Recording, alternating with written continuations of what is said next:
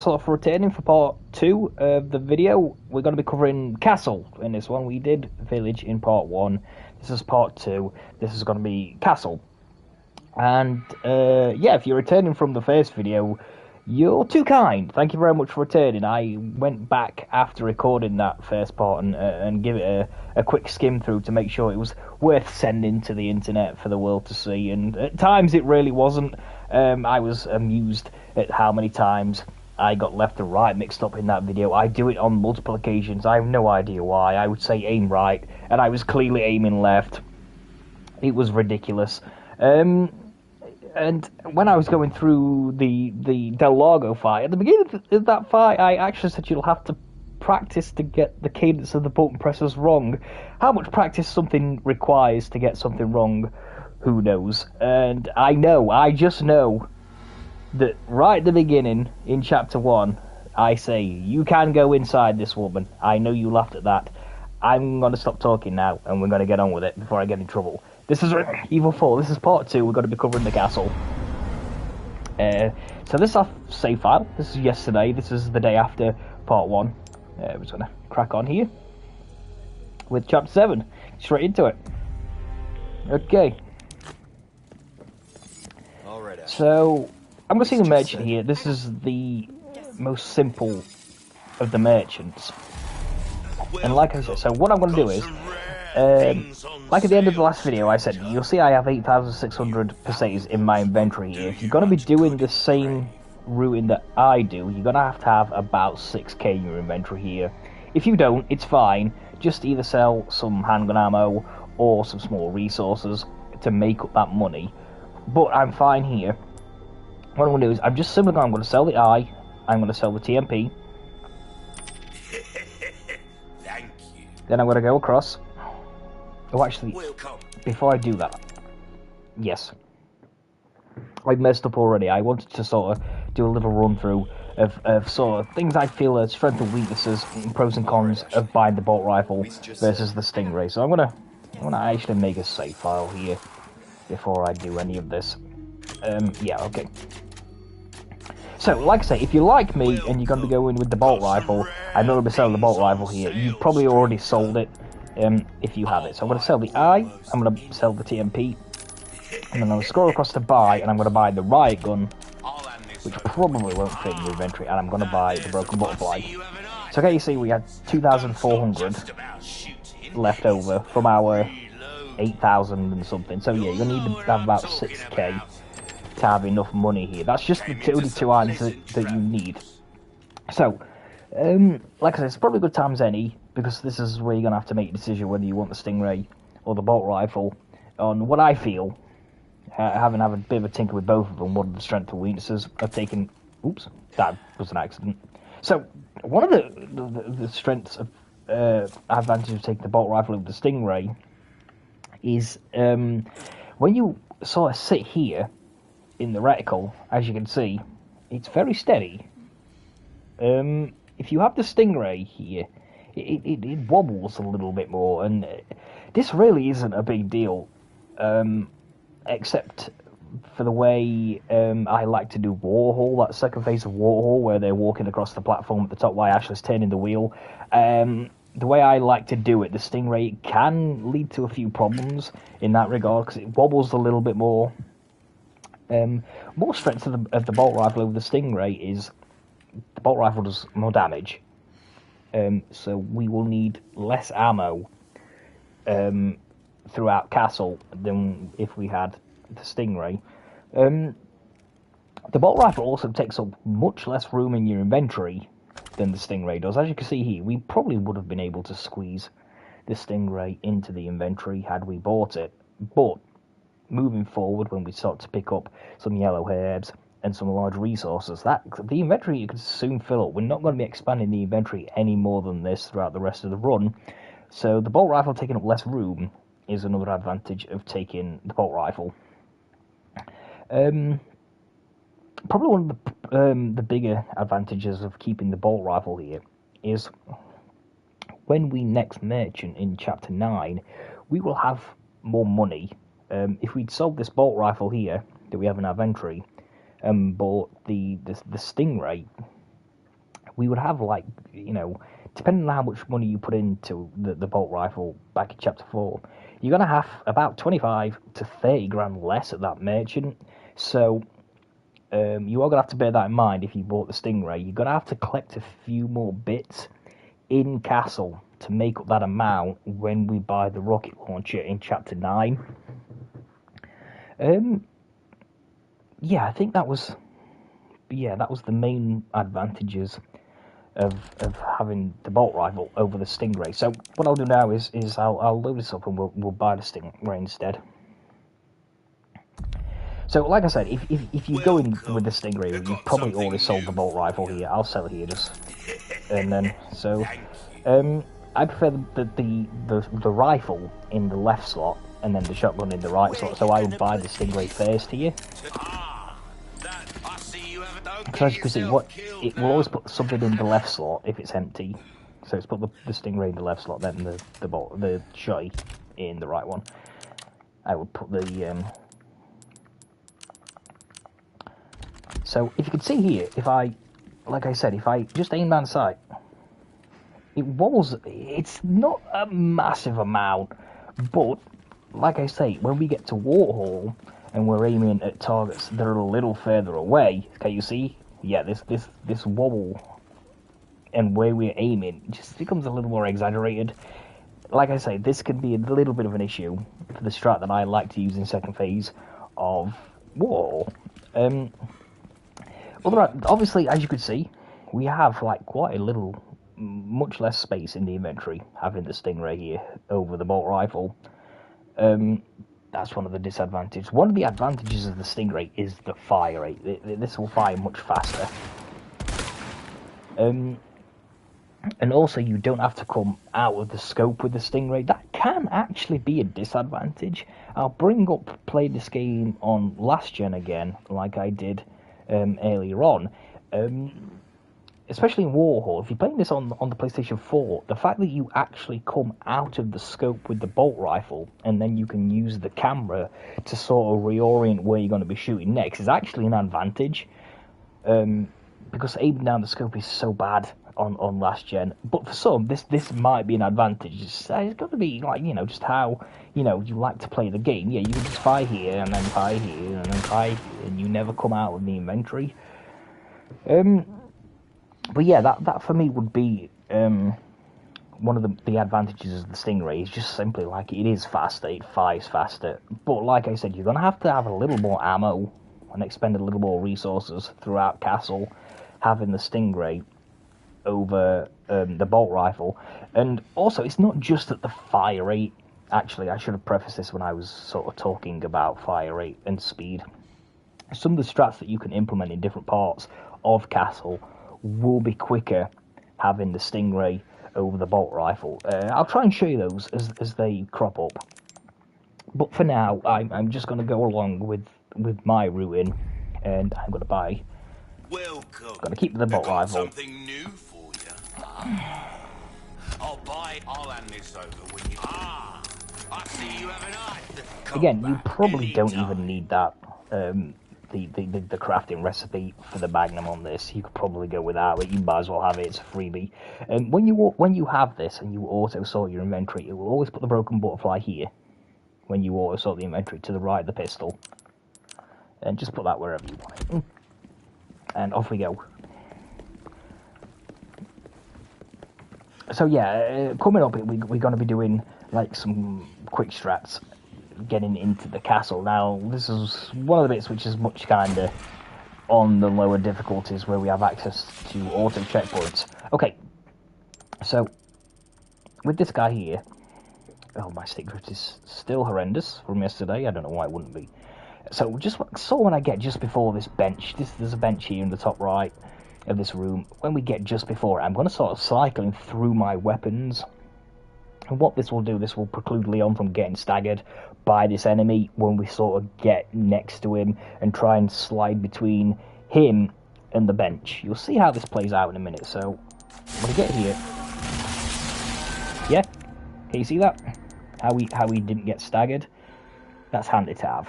I'll show you what happens if you don't do that. Like, it's possible sometimes you can squeeze through here, but this seems to be make it really consistent. So I'll come through here, and then we'll come here. Yeah, okay, you see how he gets staggered here? Like, you shouldn't get hit there.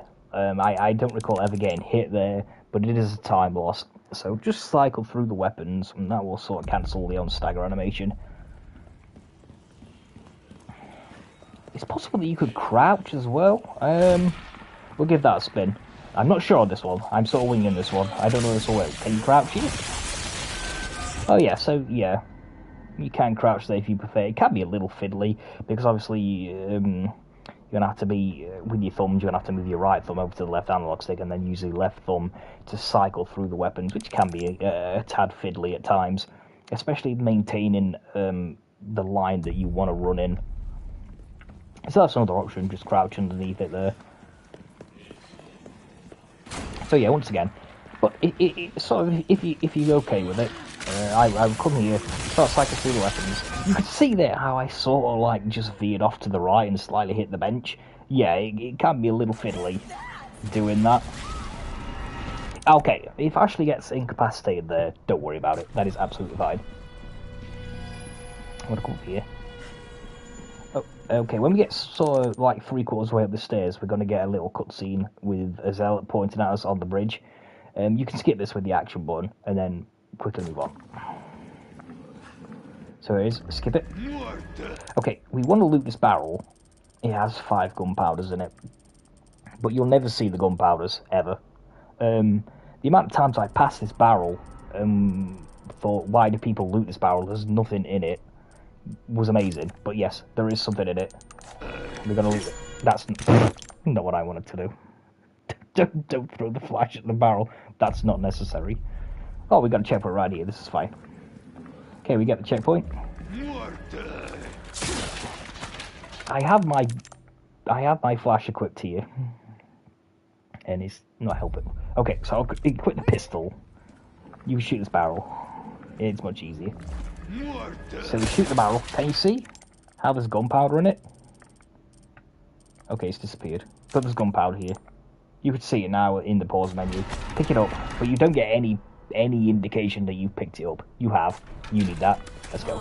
Okay, on standard, you can shoot this one with the riot gun, or you can shoot her in the head with the pistol, but just put her down temporarily, because she will shoot us in the back as we go up the stairs. I'll show you, actually.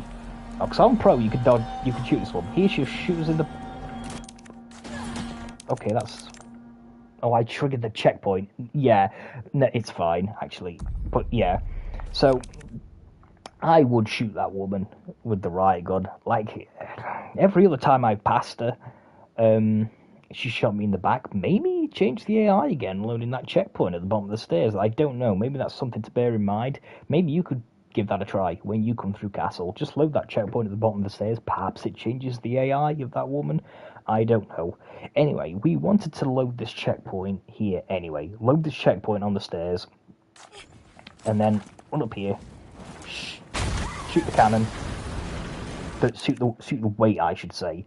Holding the cannon. Skip that cutscene with X. Just skip this cutscene as you normally would. Now here, I like to equip the riot gun. And I like to watch this zealot here with the torch. She can... Because sometimes you can come here and she watches you run past it, then hits you in the back. It's just one of those infuriating things of playing this game. More often than not, she will just let you pass. She looks like she's going to do now. But like I say, sometimes she'll aggro, then hit you in the back. And at that point, there's not really a lot you can do about it. So I like to turn the camera and watch her until I'm out of range, just to make sure that doesn't happen. Okay, we got... That's because I was too slow out of the cutscene. So yeah, out of this... When you reload this checkpoint, you need to go. Go, go, go. Skip that. Skip that. Come here, make sure she doesn't do anything in the back. Yeah, okay. Just there. Why is Ashley getting... I don't know what is happening here. Like I say, maybe it's because I'm I don't know how to stop the quick. Maybe I'm a little slow at this, because I'm trying to explain it.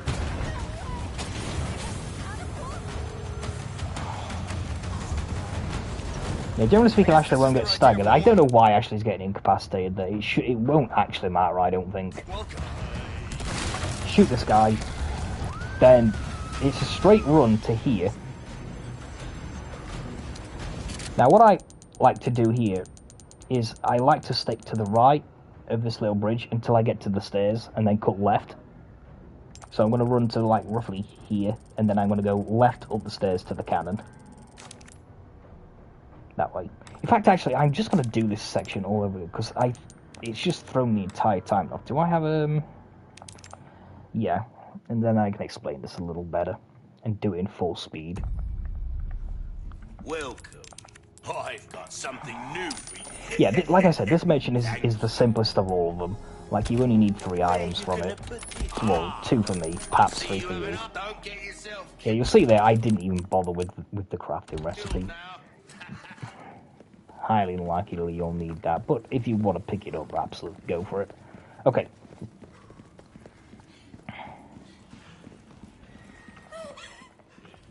This should look a little more like when we just kind of go through properly as we would.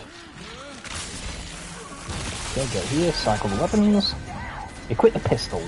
Don't do what I did and leave whatever whatever you landed on there while I cycled through your weapons. Come up here, skip the cutscene, we shoot the barrel, we get the thing, shoot this one with the riot gun, we reload because we have reload OCD thanks to this game, we reload the checkpoint.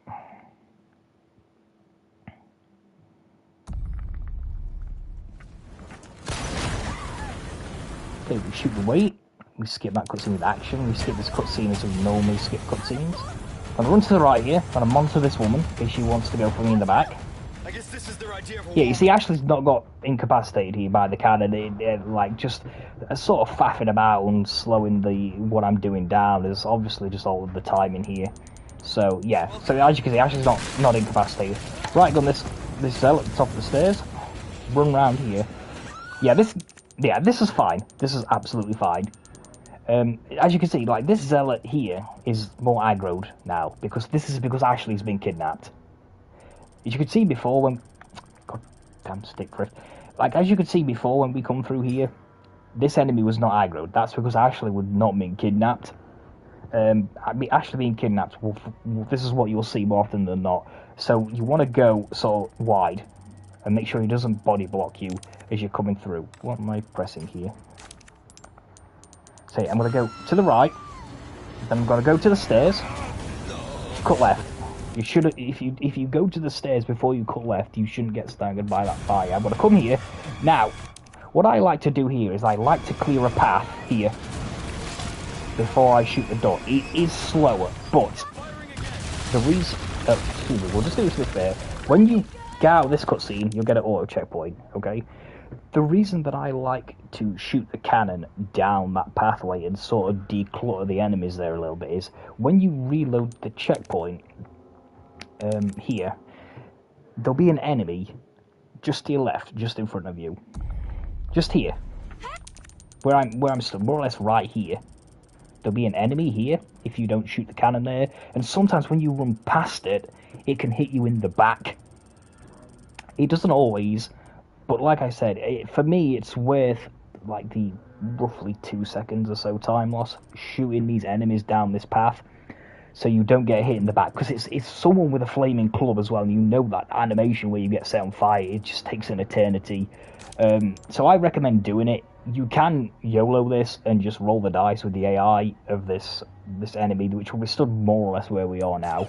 Okay, so here I'm going to come and I'm going to run down the right hand side.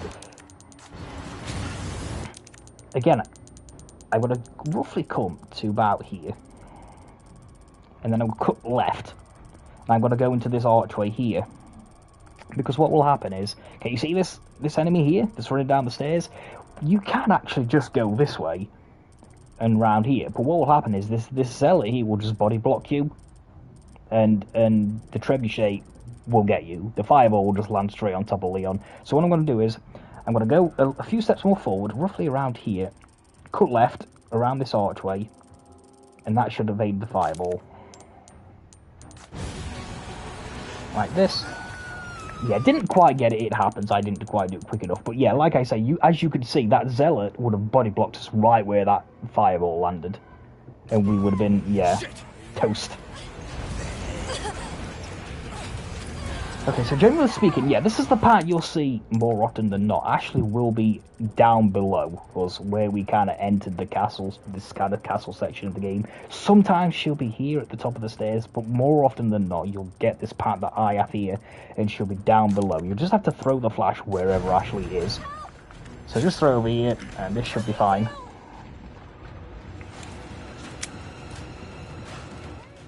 We should be home free here.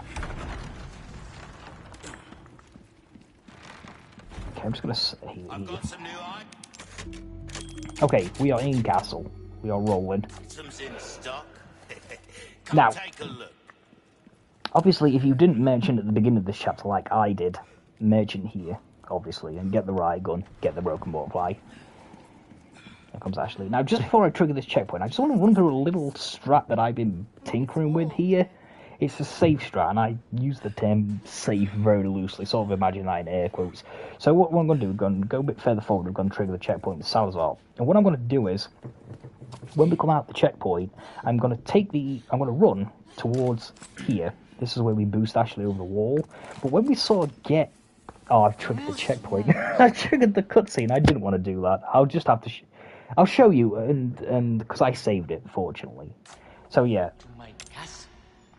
So I'm going to come around here, and I'm going to shoot this zealot with the scythe.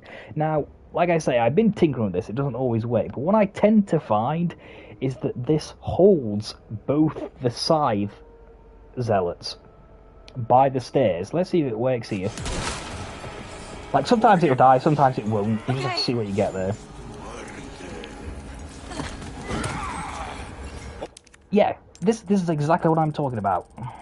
Can you see? Like, so this is the zealot that we shot with the riot gun, and it sort of holds the position of this side zealot here. I tend to find that shooting the riot gun in that particular spot, so it's sort of where you're lined up with the wall, with the fence, sort of has this effect on this zealot here with the side. It's sort of like just totally like de-aggroes it. Well, not de-aggroes it, but it seems to always be in this position at the bottom of the stairs, and then when you sort of boost Ashley over, you just have to deal with the shield zealots. Yeah, this, like I say, it doesn't always work, unfortunately. Did I save it here? I did. Sorry, I didn't mean to trigger that checkpoint with Salazar there. I thought I could have, thought I got a bit more room than I did. Why is Ashley glad to hear? Oh, damn life.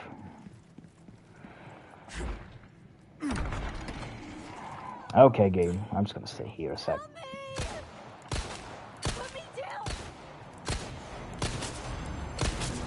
Thank you. Okay. So anyway, I'll try and explain that a little bit more without being under duress. So, I'm gonna come sort of here. So I'm like parallel with the little fence that's here, where Ashley unlocks the gate. Oh, maybe this is on a timer then. Is this on a timer where you trigger the checkpoint here? Anyway, this is not all that complex. Like I say, okay, this can happen. Sometimes this scythe zealot will rush you, and then you have to shoot it anyway. If it rushes you like this, you have to riot gun it anyway. But yeah, just run to that sort of position. Like, you could watch back where I did it first time, and sort of just have a quick look where I shoot that zealot, and it does seem to have that effect on both. Sort of just like holds both sides in position. Can you see? The other side person is here again, in more or less the same position. Like, is no threat to us here whatsoever.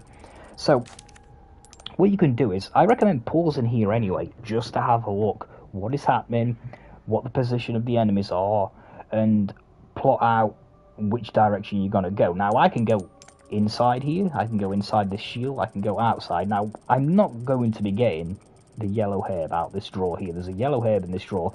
If you've got the stingray and you need a little extra money for the next merchant, it might be worth getting that. if you follow my routing so far, you won't need it. What I am going to do, though, here, is I'm going to be throwing a grenade up here on the second floor. What this will do is, this will trigger one of the gongs, which we have to ring to open the door. So, like I say, pause the game here, have a quick look, it's fine, decide where you want to go. I'm going to go outside, I think, because there's outlaws here. And I'm going to go wide, I'm going to quickly grenade.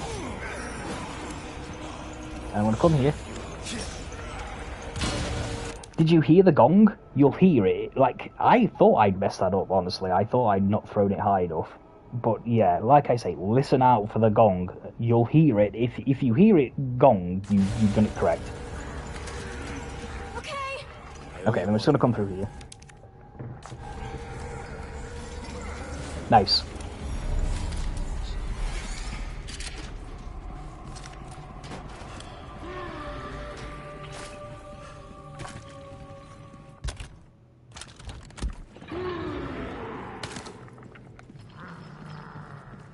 Okay, so with the Garrador here, how you approach this is going to be, again, dependent on what you have. I need this flash that I have here for Warhol, so I'm going to keep that. I've got to be honest with you, like, I normally flash here. I practice this with a grenade on professional, and I've got it down. I've not actually practiced this a lot with a grenade on standard. I might get this wrong myself, so bear with me. This is how I do it. So we're going to grenade the Garrador to stun it.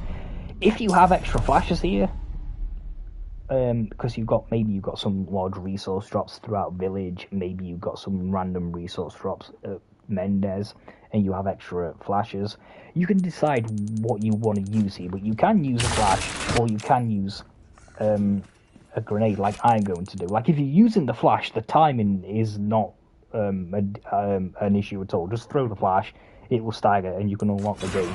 So what I'm going to do is, I'll turn the camera here, and what I like to do is I like to aim the grenade for this grate on the floor. If you can see this. So I want to run back. I'm going to pause for a little here. Like, when I'm on pro here, there are some sort of these wooden doors here, and I usually use these as a guide to where I throw it. I think this is about right.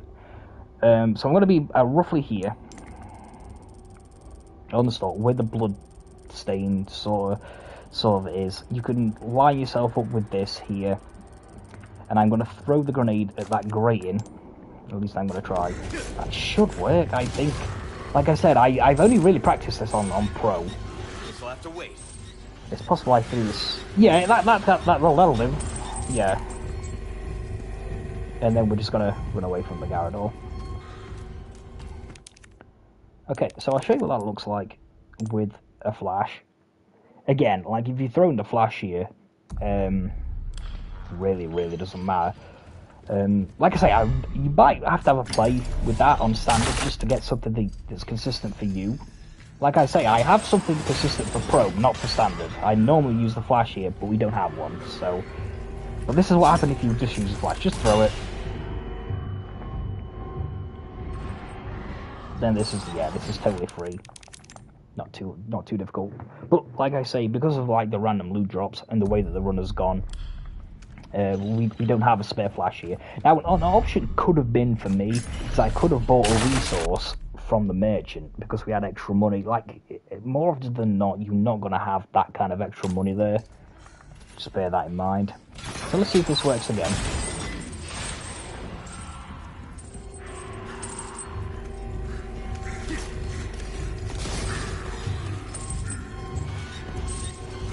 Yeah, that was nice. I took him to the wooden door thingies that's in the middle of the room. And then, yeah, this is nice. So, obviously, the timing of that grenade throw obviously isn't that much, because I came a little bit further into the room that time than I did last time, and it still worked. But yeah, have a tinker with it. Just find something that, you know, some visual markers that you can be consistent with. And you should be fine against the Garrador. We don't fight the Garrador at all. We just stun him and run past him. Okay. You okay? I'm fine. Now, I'm not going to get this green hair. Well, yeah. You know what? Just for sake of demonstration purposes, I'll get this here. But do not forget the spinel. This is very important that we get the spinel here. If you've got the yellow herb and you plan on crafting more green, red, yellows, I recommend getting this. Generally speaking, in my runs, I just run past this on standard. I don't feel I need it because I'm only going to be doing 2 green, red, yellows as opposed to 3. So I don't need that herb to sell to the merchant. It's there. It's a very small time loss. Maybe if you've taken a lot of damage. I still have eggs here. Look for heals. I have 2 green herbs. There are quite a lot of green herbs, guaranteed green herbs at certain points in the run. So just evaluate where you are, how many heals you've used, what your health is like, and then pick that green herb up if you feel you need it. Okay, so in this room, this is the way I like to do this. I see some people like run across here and grab, I think, this one. I've never done it this way. I just run into the room. I shoot the gong key on the wall. I move across. The 2 gongs that we need are here, on the right-hand side. It's just both the 2 on the right-hand side. Then what I'm going to do is I'm going to loot the drawer. This has gunpowder in it. This is useful. And then I'm going to pick up the sword. What's that used for? That's how I like to do that bit. If you have your own little routine there that you like to do to get that sword, just stick with that. Then I'm going to run up here and get the gold sword. Now here, I'd actually like to run into the wall a little here, just to slowly on down at this next sort of, well, I don't even know what to call it. They're not paintings, are they? This sort of piece of art on the wall. It's just a replica. Because I'm gonna pick up the rest of the sword, and I want to put the golden sword in it. It's left, so you click left once and put the golden sword in here. If you sort of just like run parallel with the wall, you can run past the prompt. So I just like to purposely bump Leon into the wall here, just to slow him down a touch, so I don't run past the prompt to interact with this piece of whatever it is on the wall. Then I'm going to run up here, and then you can just spam here. Just spam. That will put the bloody knife in. Pick up that, again spam, and then we want to come back up here and put the iron sword in here. That's how I like to do that room. Some kind of story. Okay. Now, with this treasure here, if you bought the Stingray, I would probably get this. This is minimal time loss. It's like 8k for about 5-6 seconds time loss. In my ruin, I could probably go without it.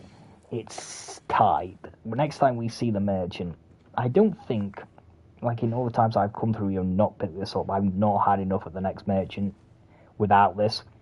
But I like to get it. It's, like I say, it's such a minimal time loss that I like to pick that up, and it is 8k.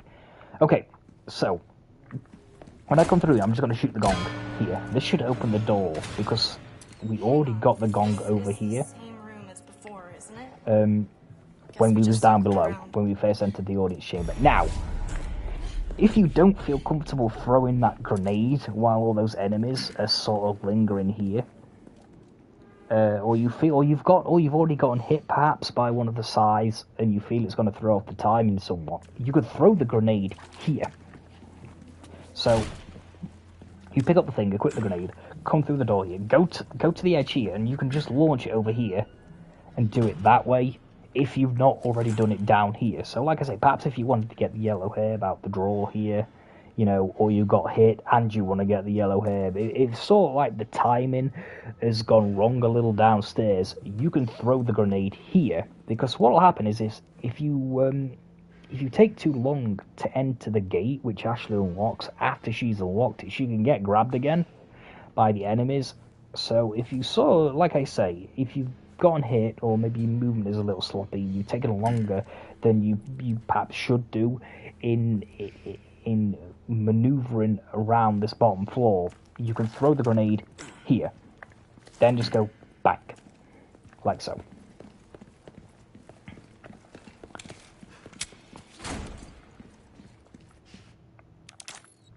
Are you ready to hand over the girl? Okay, I'll save here. I just think there's an auto checkpoint at the beginning of Warhol, but just for safety, I'm just going to make a manual save here, just so we've got something to go back to. Some entertainment for you. Okay. Without further ado, the gallant knight protects So on stand, I don't even know whether there's actually crossbows up here. Yeah, there is. There's some crossbows either side of the bridge that we lower. Just ignore those on standard. You don't need to deal with those. Now, as I come through wall, I am going to loot some of these vases because the vases in Warhol here, they have the good stuff in it. They have ammo, they have resources. You won't find money out of any of these vases in Warhol. It's all good stuff. Pick up the handgun ammo there. Now, what I like to do here is, when I get to... Is it this one? I lost my timing a little bit. Yes, it's this one here. When I get to this support pillar here, I'm going to put Ashley in trail so she doesn't get staggered by these enemies. These enemies, they kind of... The lights are on, but no one's home with these. They're there, but they're not quite aggro yet. I'm sorry, my stick drift is going insane again. So we could just run past these. So like I say, what I like to do, get to this support pillar here, put Ashley in trail, and then when you've passed the last zealot in this little conga line here, put Ashley back in trail again, and she shouldn't, touch wood, get hit or grabbed or whatever. Hug the wall. We don't actually have to really hug the wall tight here, as long as Leon is in these orange tiles. Can you see these orange tiles down the left-hand side of the room here, as opposed to these sort of creamy coloured, well, I assume they were white at one point, I don't know, whatever. We have these little orange tiles here. Stay Leon in this lane here, and I'll show you how I do it. So, get here, put Ashley in trail, pass the last zealot, put Ashley back in follow. I will loot that again, large resource, dice. Okay, so, jump down here. Yeah, there's not actually a lot going on here. Make sure you pick up the shotgun shells, follow the railing. Now, with this zealot here, if it does anything else other than just walk to the right here, I would riot gun it. Like, I think what we're going to do here is, I think with the looks of it, it's going to come towards us, which makes it obvious. You just riot gun it. Sometimes it starts doing something really silly and weird, and it'll start running down here towards where we pick up the wheel. I recommend still riot gunning it anyway, because what can happen is that even though it's got its back to you, he'll just hit you in the back when you run past him, if you don't deal with him beforehand. But yeah, so like I said, the way I play this, if it does anything else other than walk left to right, I just riot gun it, which is looks like I'm gonna have to do here. Yeah, we didn't get the freebie there, but yeah, like I say, if it walks left to right there, it's free. Just run past it and do your thing. I'm gonna loot this vase also. Okay, it looks like, again, this is slightly random. What you get here is going to be random with these enemies.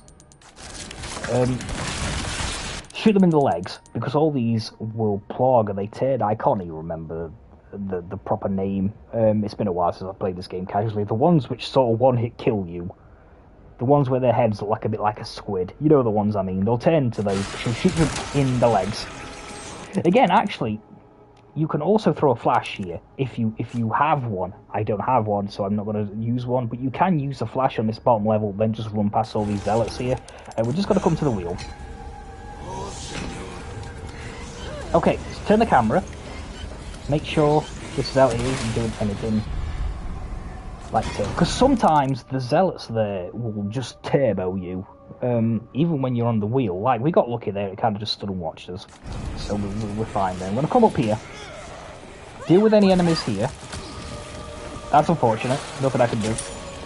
Okay, now, when we get to this little sort of T-junction, I'll call it, here, where this red carpet is, you want to put Ashley on trail. What that will do is, Ashley will actually just cower there, and she'll stay in that position, which is exactly where we want her, because she's just going to be right at the bottom of the steps where we lower them, which is ideal. So yeah, I'm going to get here, and put Ashley in trail. Okay, I got extremely lucky there, like extremely lucky. I tried to be clever and shoot both the side guy and the shield guy with the riot gun, and I ended up shooting neither. I do not recommend YOLOing the shield. You could YOLO the side, You can see here that Ash is going to get grabbed. This is fine. This is absolutely fine. Ash is going to be grabbed very shortly after I come out the pause menu here. But yeah, I do not recommend YOLOing the shield. If the shield guy's there, which most often it will be, I would just riot gun it. Side guy, yes. Shield guy, no. Riot gun it. I got extremely lucky there. I tried to be clever and it didn't work. Yeah, this is fine. Ash is going to get captured. This is absolutely fine. Throw the flash. Here you go. Turn the wheel, then throw the flash. Now, as you can see, the person who was grabbing Ashley is not staggered by the flash. This is normal. Shoot them with the riot gun, because they'll just grab Ashley again. Like, sometimes you'll find that Ashley doesn't get grabbed there while you're turning the wheel. It doesn't happen very often, even on standard. You probably won't have to just throw the flash anyway. I totally recommend just throwing the flash there. I've come through here on a few occasions, and I've been turning the wheel. I'm thinking, ooh, I'm going to get away with not throwing a flash here because the coast is clear, and just instantly regret it. The enemies can soon pile on you, and like I say, you'll regret not throwing the flash. I would just throw the flash here. Come what may, whatever you see in front of you, just play it safe and throw the flash. If you really feeling brave, you can YOLO without the flash and see what happens. I don't recommend it. I would recommend using a flash there every time after you turn the wheel. So like I say, I'm going to deal with this guy here, because he's just going to grab Ashley again if I don't. Let's go. Okay. Okay. On our way here, I'm going to reload the pistol. And I'm going to boost Ashley up here. This has actually been a really good warhaul. We got hit by one of the crossbows. Other than that, it's been pretty clean. You gonna be okay? Yeah. Now, on standard, I like to shoot 2 of these first. Wave of zealots on the second floor. So, well, I guess it was the 3rd floor at this point. Yeah. With the pistol, I shoot 2 with the pistol. Then I just switch to the bolt rifle. This is a room where I don't really like to take any risks. I just shoot them in the head with the bolt rifle. They die. It's nice and safe. Now, so I'm going to turn the camera in anticipation. I'll cover you. Don't stop. Now, unfortunately, this is one of those areas where it's really hard to talk and go through. It's pretty intense. I'll do my best to talk through what I'm doing while executing correctly. So I'm going to start shooting these with the pistol. Not very well, admittedly.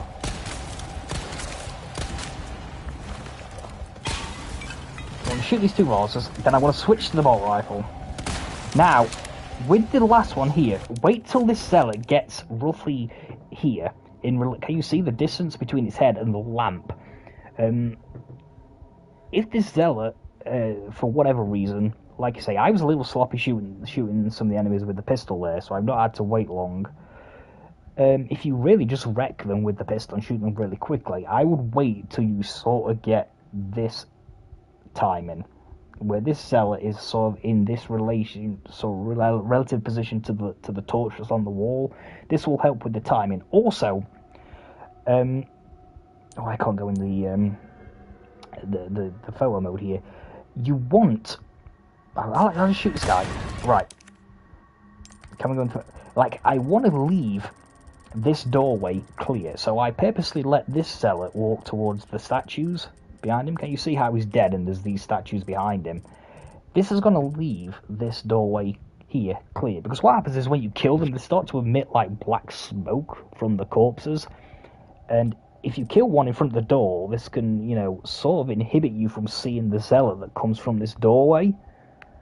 So that's why I like to let this one move further forward. The reason I like kill this one last is because it's a timing thing of when other enemies start to spawn in. So I recommend, if you're doing it the way I'm doing it, again, I want to sort of point out that if you have your own little routine and strategy for dealing with this section of Warhol, just stick with it. If it works for you, it works for you. This is how I like to do it. So I like to shoot that enemy in that specific spot for a time in, and then I'm going to shoot the one that comes out of this doorway here. Be careful. Now I'm going to roll around here. Now, with this shot here, on a lateral plane, the heads of these zealots are on the same level as the guy I just shot in the doorway, so you just go left. You don't have to alter your aim up or down. And what I'm going to do is, I've lined this up perfectly, so what I'm going to do is I'm going to shoot this zealot at the top of the stairs here. Then I'm simply just going to wait for the one behind it to walk into it. Not fancy at all. Oh, I missed. Yeah, this is horrible. I'm going to reset the checkpoint. Again, I failed at shooting and talking. Unfortunate. Come on. Okay. But yeah, this shouldn't go wrong if I'm not, you know, going in and out of the pause menu here. Like, another thing that I should say, if you load the auto checkpoint here, sometimes the enemies will just de-aggro and they'll just freeze. I hope that doesn't happen. Yeah, it hasn't. Because I don't really know how to deal with that. But that can happen. Let's do this properly this time.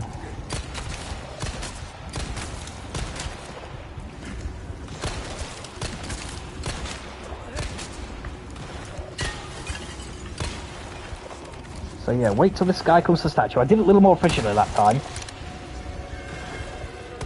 And wait till that guy comes before the lamp. This gives me a nice clear shot here. At this doorway. Go left, don't alter the wait for the top of the stairs. Then just wait. Bang. Nothing fancy. Okay, I'm gonna come up. Why?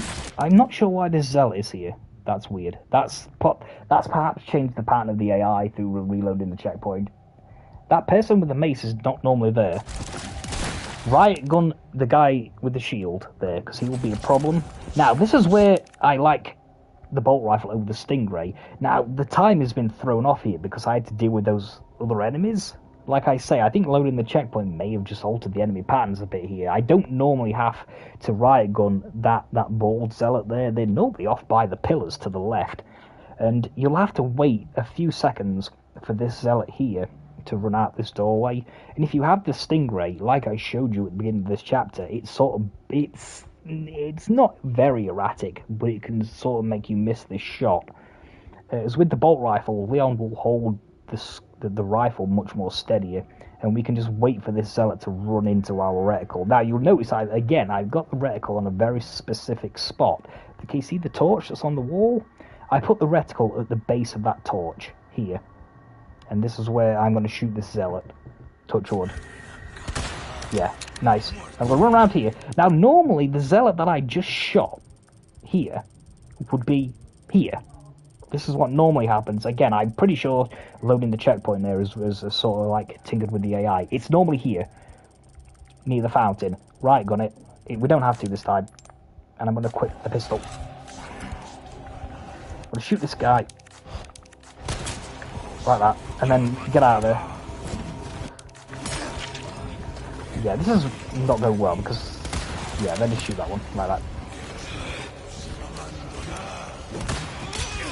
Yeah, okay. Whatever, I guess. But yeah, so we'll do it in full speed this time. Without dying.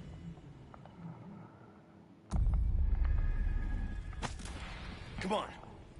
Okay. Yeah, I was worried about this section and talking through this section. This is not easy to do without talking. It also doesn't help when the enemies are sort of being weird. But anyway, we'll be fine. Make sure the pistol's reloaded here before you start turning the wheel. I'll cover you. Don't stop.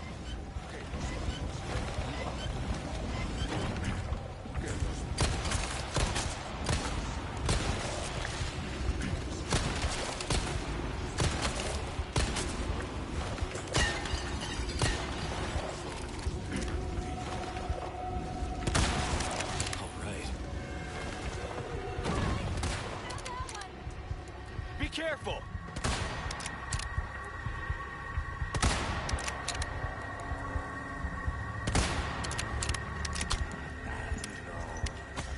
Yeah, can you see how this person with the mace is down here this time? That's what I normally get with this strat. I don't know why it was so aggressive in the last one. Right, gun the shield. Put the reticle at the bottom base of the torch.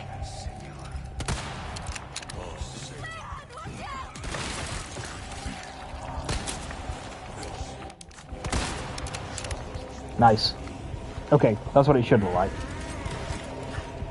Now, in this section, you want to come and sort of bait the zealots over to the right side. Well, the right side is we are looking at. So if I look this way, right side, because what will happen is Ashley can still get grabbed when she jumps down. So you want to sort of bait them over here so that doesn't happen.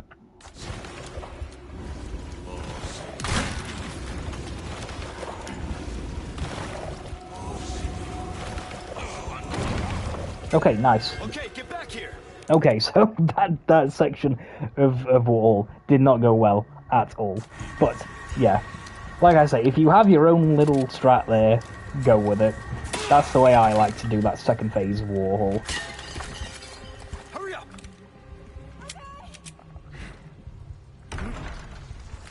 And here, make sure you wait in the doorway. Because what will happen is if you run off, Ashley will have to open the doors herself here. If we leave them open for us, she'll just run through and join us.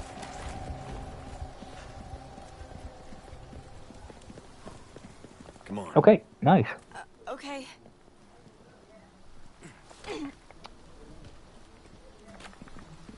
And then, oh yeah, make sure you boost Ashley over the wall before you loot these. Then these are just totally free, because we have to wait for Ashley to open this gate anyway. Now, you notice I have no flashes here, that's fine. We don't need flashes for a while, that's absolutely fine. And that's going to bring to a close chapter 7. Probably the worst chapter in the run, to be honest with you. Like, not so bad on standard, actually, but certainly on the high difficulties, that chapter is horrible. Yeah, like, Warhol's pretty good.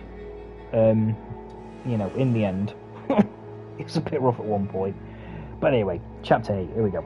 Now, out of this cutscene, I'm going to be sort of preemptively aiming the pistol at the nest.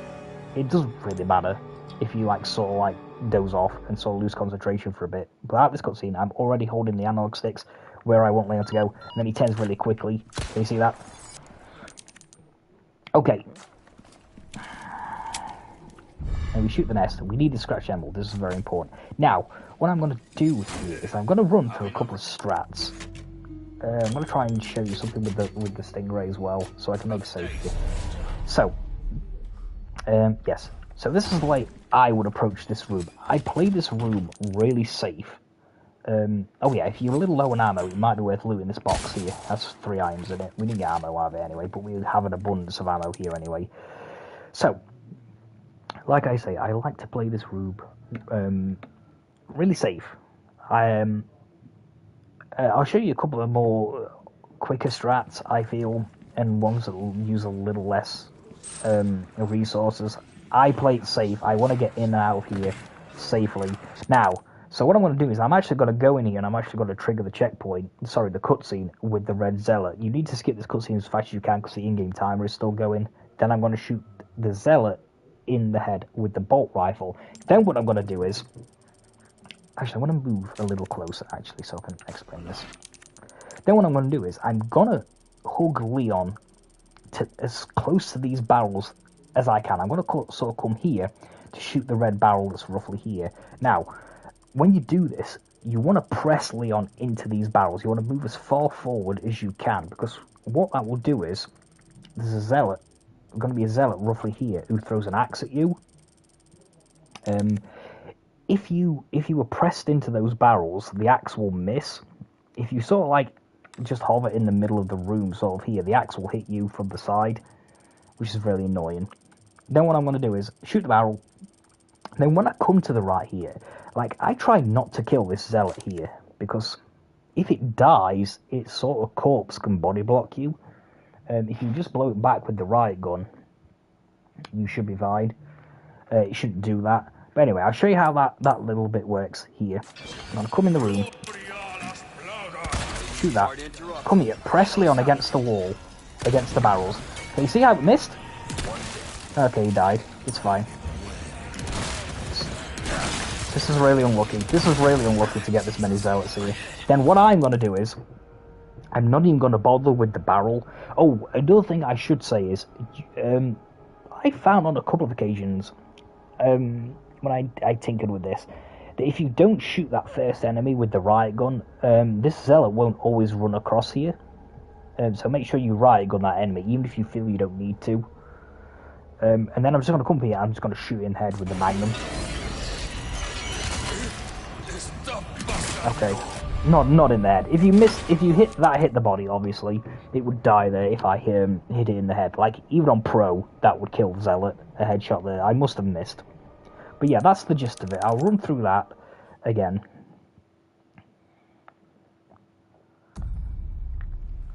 At full speed. So come down here. Line up the shot here. Obviously, before I was sort of explaining where I was going to position myself. Without doing that, I can sort of, you know, line up the headshot before I go in the room. I can pause look if I want. Press against the room. And look, one of the reasons I like to do this strat is you can shoot the Zealot in the head before you enter the room, and it totally like eliminates that cutscene, like I said, where the in-game timer is running. But I found that if I do that, sometimes the Zealot is there a Zealot here? No, there's not one here this time. Sometimes there can be a Zealot stood in front of the barrel, which is not ideal. Which is why I like to go in the room a little bit. In fact, I'll show you what happens with that. Like, it doesn't always happen, but it does sometimes happen. So yeah, you can come here, shoot the Zealot. We don't get the cutscene. Yeah, we got it free this time. But yeah, I tend to find if I do it that way, that sometimes that Zealot, you could see it run past it, actually. It's sometimes stood in front of it. Like I say, I play it safe in here. I'm going to come in here. Press against the wall. Shoot the barrel. Okay, this is a little better RNG this time. There's usually one around the corner here. Yeah, this one is normally always there. Yeah, and it dies. I didn't miss that time. And then we're just gonna make our escape. Shoot the barrel if there's enemies around it. Like, you can get grabbed here. If the game says you're getting grabbed there, unfortunately. And then just right gun any enemies in your way. Okay, I try and show you some more risky strats. I don't really practice them because I never really intend on using them. But here's another strat that you can do.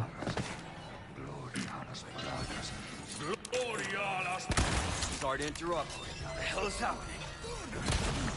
Okay, you see that axe missed us again? Because of our position. Then we come here, shoot the barrel there. And it's dead. Yeah. The problem with that strat is, like you can see, like you saw the first time I come through, when you want to shoot that barrel, there's Zealots there, right where you want to shoot the barrel. Again, like I say, we've got good RNG there, it worked perfectly. It's not always going to happen like that. We'll try that again. Sorry to interrupt. Jesus, my head. See, the axe missed us again. It threw in, it just misses us if we position ourselves like that. Then we come here.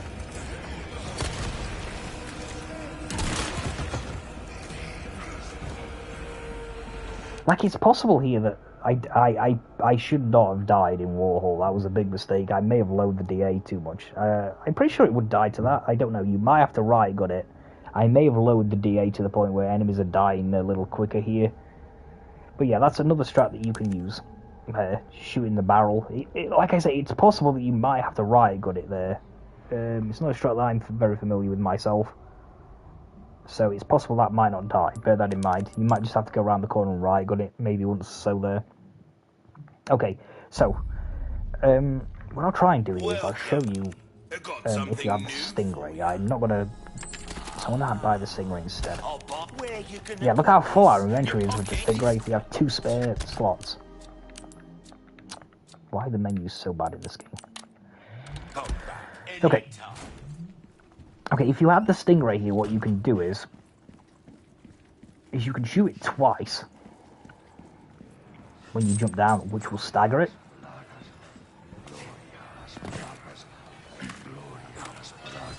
Press on the fire. Can you see? And it staggers. Yeah, this is the problem with doing this though. This is very messy.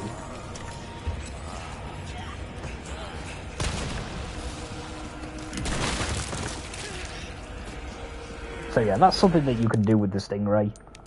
If you have it there, you can do 2 shots. Like, if you don't want to utilize two shots from the rifle there, you don't have to if you have the Stingray. But it will just preclude Leon from getting staggered by its sort of screaming attack. So, okay.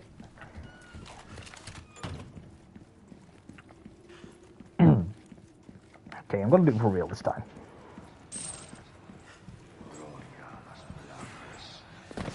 That's how I do it. Play it safe. Gonna come in here. Sorry to interrupt. What the hell is happening?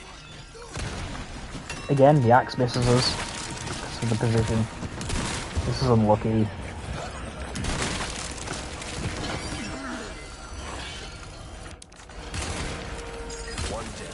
Yeah, I missed.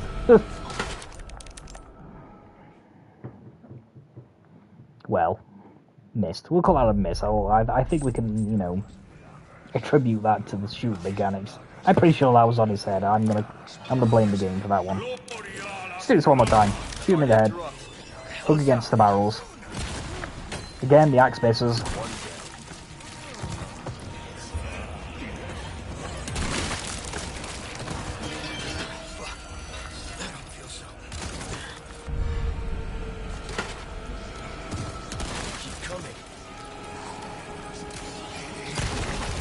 I'm gonna get grabbed here, I think.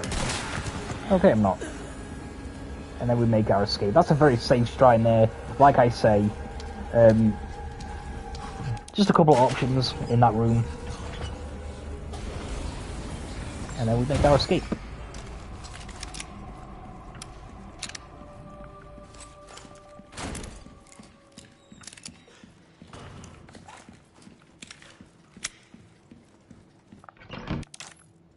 Okay, I'm not going to collect this treasure. I don't need it. I do not need this treasure with this ruin. Again, if you bought the Stingray, might be worth getting that.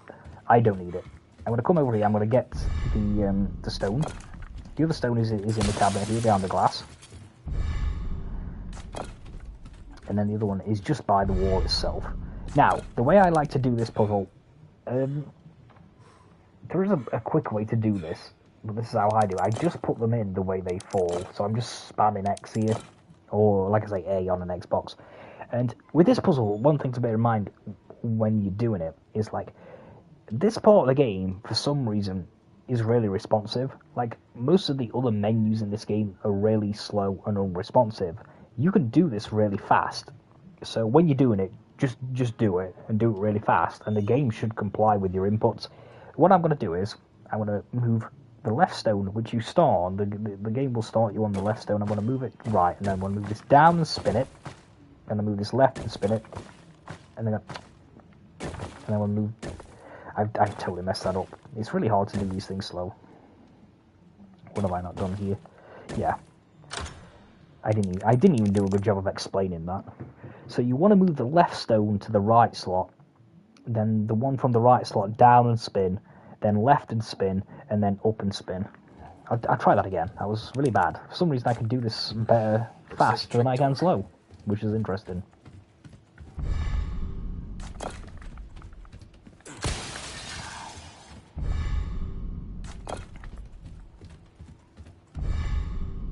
Okay, so I'm just spamming here. Just spamming. Putting them in as they fall.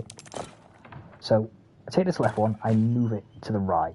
I take the stone that you take out of there, I move it down and I spin it. I take the stone out of the bottom slot, I move it left and spin it.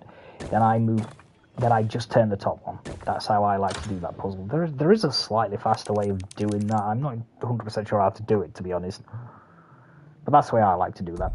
We'll try that again in full speed. So I come over here, I ignore the treasure. Don't need it. Get stone from behind the glass.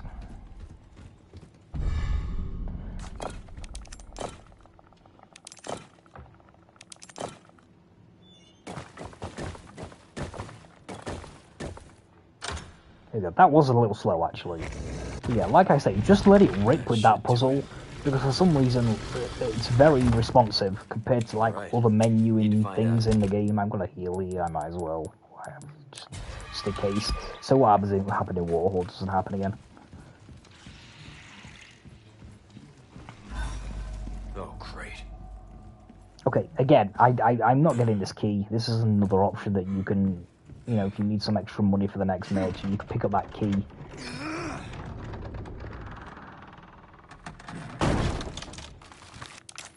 Christ. Now with this enemy, you can shoot in the head and run past it. I would recommend just having a go at his head. It doesn't really matter whether you miss, because you'll get sort of body blocked anyway by it, and it should miss. So I'm just going to try shooting there and see what happens. Yeah, I got it. But if you miss there, it doesn't really matter, because if you just run towards it and don't shoot, you'll get body blocked for half a second anyway, so you might as well just have a pop at his head. If you miss, it really doesn't matter all that much. Okay, shoot the weight. Generally speaking, with the positioning, I like to get sort of to the edge of this puddle here. It's sort of, you know, as a timing thing for the bridge coming down. Again, this is a place, a little sort of point in the game where I like to play it safe. I'm just going to shoot the side person in the middle. The one at the back is not an issue. You want the side guy at the front, not the one at the back. She said meeting you once was enough. This one. Not that one. I thought I had it lined up. I didn't, obviously. But yeah, it's the board one at the front. That's the one that you want. That's the one that's the problem. So we run forward here. Like, you sometimes get lucky and get them both. Like, I wouldn't worry about it too much if you don't get the back one. Look at the floor. That should hold the enemies. Yeah, we got them both here. That was fortunate. Have a go at this barrel. Only shoot it once, because you can't go through that gate immediately anyway, so you might as well have a go at the barrel. You might get something good out of it, you might not. Okay, so here, it's this square here. Oops. This square that we're going to be operating from. Now, you want to come as wide as possible. So, can you see this little archway, concrete archway outside? It's between this part of the door and that little concrete archway. Now, you want to go, if you're here and you're quite wide, you might have to shoot more times. The best way to get it is to close the angle. You want to narrow the angle as much as you can, then shoot here. And what that will do, that will break the weight. See if I can. So yeah, if I'm here, this probably won't work. Oh, it did. Okay, it worked. But you increase your chances of hitting that if you move further to the left and sort of narrow the angle a little bit. That was fine. But again, if you have to shoot that 4 or 5 times, don't worry too much about it. It's just the nature of the game on that part. Now, with this bit, like, I've sort of worked on different positionings here. I tend to find that there's a zealot in here with a shield, and it's stood by the window where we want to throw the grenade.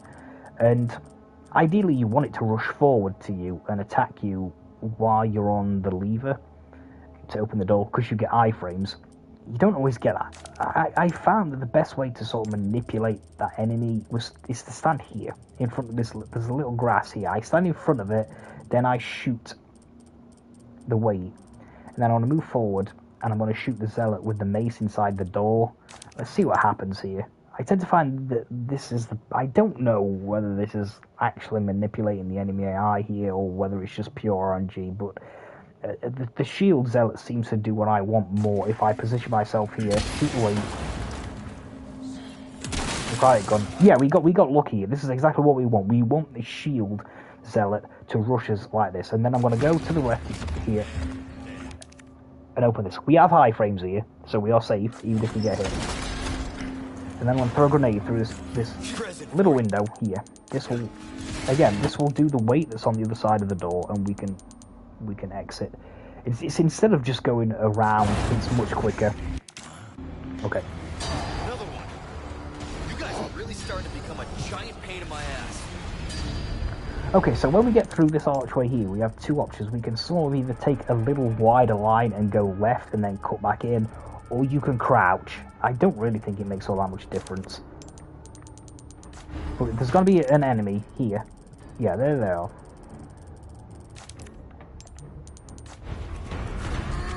So I crouch. But like I say, you can go wide there and evade that grab.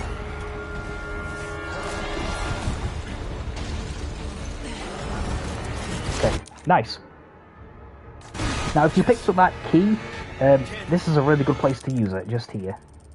This has an ornate beetle in it, it's also like 12k. So if you picked up that the small key, not lockpick, that's a good place to use it. Okay, so in this bit, like I see other people like to shoot both the weights at the bottom of the ladder here, or total, you know, preference. If you want to do it that way, go for it. I like to shoot this one here, then climb up the ladder.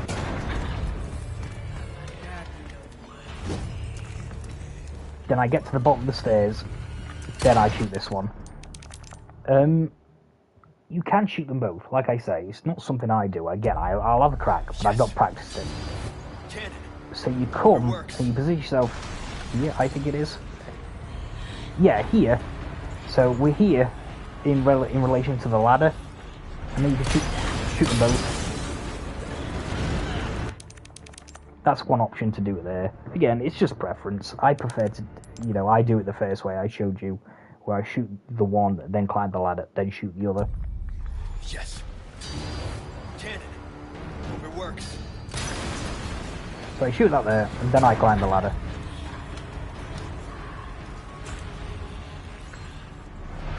I go to the bottom of the stairs, they shoot that one.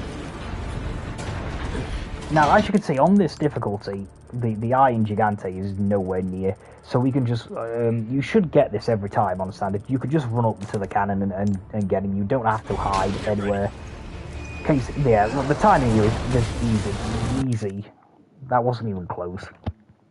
Now, with this next shot, you want to try and aim at the base of the middle zealot's feet. This, I gotta be honest with you, I actually miss this more often than I get it.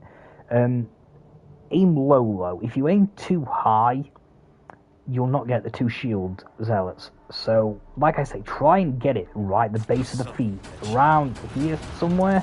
That might do it. Yeah, I aimed a little low. I didn't get the one in the middle. I seldomly do. I'm not very good at that. But yeah, like you can see, we did get both the shield zealots. That's important. I would aim low there and make sure you get the shield zealots, as opposed to trying to get this one in the middle. If you don't get her, it's fine. Just shotgun her and run past. Sorry, I've had my fill of you guys. Okay, that's gonna bring chapter 8 to a close. Ashley, where are you? Okay, unlock the door here and we'll meet with Ashley again. Okay, nice. Let's move on. Okay, I am going to get this yellow hair here from behind the easel. I want that. We can't just leave him, right? Okay, mazes, there's not a lot going on here. More or less what you see is what you get, for the most part. So I'm going to ignore this dog here. I'm going to run round. Now, there's a couple of things that you can do here. There's actually 3 things top of my head. Like, if you have like an abundance of grenades here, you can launch a grenade at the kennel. But bear in mind, a dog will survive, and they'll sort of come. In fact, I'll show you actually.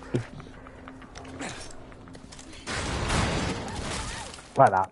That's one thing you can do if you have grenades. For me, I would have to have 4 grenades there. 4 or more grenades to do that strat. I only have 3 here, so I probably won't be doing that strat. You'll see why I like to have at least 4 grenades to do that as we move forward. So again, I'm going to come around here, ignore the dog. So another strat that you can do, this is a little safer, shoot this box here. Yeah, I messed it up. That's the thing, like, what you can do there is you can do what I did and just go for the shot and potentially miss it, then have to bop up with the right gun with this dog. Or you can sort of wait for the dog to do the same animation again, which I'll show you. Like, ideally, you line it up perfectly first time and just get them both. It's just obviously, you know, Can't believe that guy. the most optimal way to do that. It's very difficult though, because you have to line it up very, very quickly. You really don't get a lot of time to aim it. You need to just turn, look down the scope and just shoot it. But again, I missed. It was fine because we just mopped up the other dog with the shotty. But again, like, say you come here, you can wait for him to go again. Wait for him to lunge forward. Wait for the dog to lunge forward again, and then you'll get them both. Okay, as we come around this corner, oh sorry, I should say as well, you could just YOLO that bit if you lucky. You can just literally just run and take this line and come around this corner here. But bear in mind, Ashley can get bitten by the dog doing that, I found. So if you want to risk it, that's up to you. We'll give it a spin, see what happens.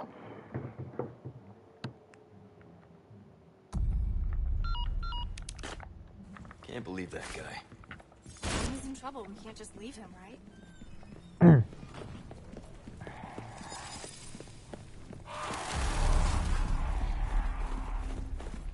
So we come around here, we come around here, we ignore the dog. Yeah, so I'm just going to try YOLOing it this time. Keep your dogs on a leash, people. Yeah, you see Ashley's incapacitated now. That's bad.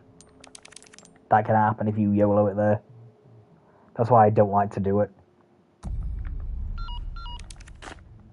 Can't believe that guy. It wasn't even like my movement was sloppy there. That was pretty clean. And yeah, she got grabbed. Like, well, she'll probably actually be like in an animation with the dog. The dog will probably like be on top of her, and you'll have to go rescue as well there, or she'll just die. So I think with the resources that I have, I'm just going to do this little safe try here. Shoot this box. Yeah, yeah. I wasn't even close to lining that up. Sometimes I can do that, sometimes I can't. Okay. Shoot this dog. Right gun. I'm going to rifle this dog here. Okay. So, in here there's a chessboard. Again, this is another viable option if you bought the Stingray. You need a bit of extra money. I think the chessboard sells for like 13k, so that's a good option. And it's I can't remember the time loss on that. It's like 8 to 10 seconds, something like that. It's not a massive time issue. But if you go and get that chessboard, you'll have to deal with this dog when you come out. It will be sort of here where we are now. You'll go in there, you'll get the chessboard, you'll come back out, and the dog will be somewhere where Leon is now, and just right gun it if you want to get that treasure. I don't need it though, because of the routing.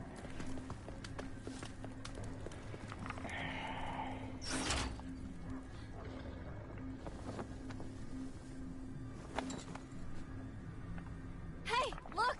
The flag's been lowered. Okay, so we need our right gun out again, because there's going to be a dog ambush around the corner here.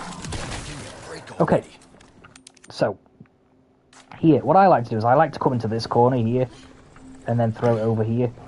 Can you see where the rec was for the grenade? It's sort of, you know, under the roof.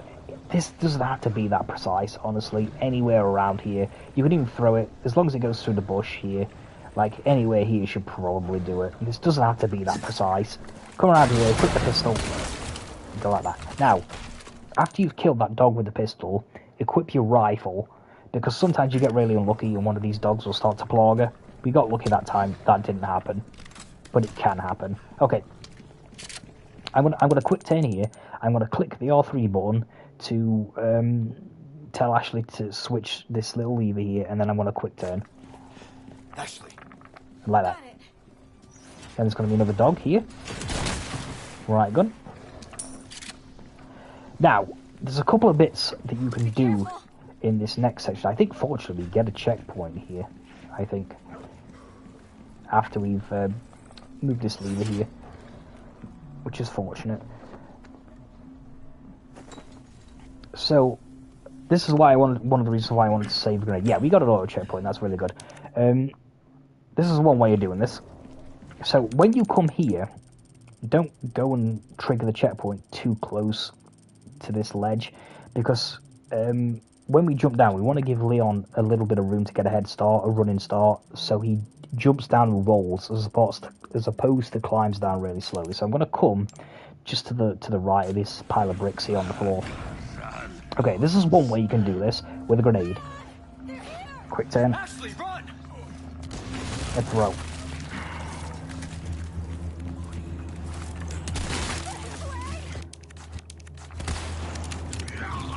Yeah, okay, whatever. I missed again. Just one of them days, I think. But yeah, like, what you get here is very random. Like, that was really good, because the front zealot with the hood on and the back zealot, which is also hooded, they're quite consistent. They'll always comply and do what you want them to do. That first zealot will turbo for Ashley. The other one will hang back slightly. But unfortunately, the bald one in the middle, like what that one does, it's sort of random, and it doesn't always rush forward like you want it to if you want to use the grenade strat here. So sometimes you'll only get one of those zealots run forward and get within that impact blast radius of the grenade. And again, like, whether they die or not is also random. Like, it didn't die there. Again, come to the right of the bricks, so we have a running head start to jump down. Quick turn. See, this time it's not done it. See, it's here, look. And then we get grabbed in the animation. Yeah, it's just... Yeah. So you get sometimes. Just, like, we've tried it twice. It's got 2 different enemy patterns already. I'll try it again and see what happens here. I was a little slow throwing the grenade there as well. Ashley, run! So this time, none of them have died. Magnum it. Again, unlucky. Okay, now, here's another strat that you can do that I worked on. Again, this is sort of predicated on the AI and how that middle zealot reacts. But I'm going to use a little flash strat here. So this is another thing that you can do here. From the flash. Now, again, this middle zealot has not played along. Now, if you get seriously lucky here, you can get 2, and sometimes, if you're extremely lucky, you can get all 3 of these zealots to line up and kill them in one shot with the broken butterfly while they're staggered. I'm not going to get that here. Yeah, I didn't get any. Strats, they're not playing along. It's that middle zealot. Like, I actually had to play with this section for quite a bit, actually, and I just couldn't position myself and manipulate it to run forward. Ashley, run! So again, this is lucky because it's run forward. Yeah, this is really good. So you can come around here, look. How is that? I don't. This game's shoot mechanics are horrendous. I love this game, but its shoot mechanics are infuriating. How that's only killed one of those zealots, I do not know. We'll try that again. I thought I had a chance of getting all 3 there, but you could see how they lined up that time. Ashley, run! Throw the flash.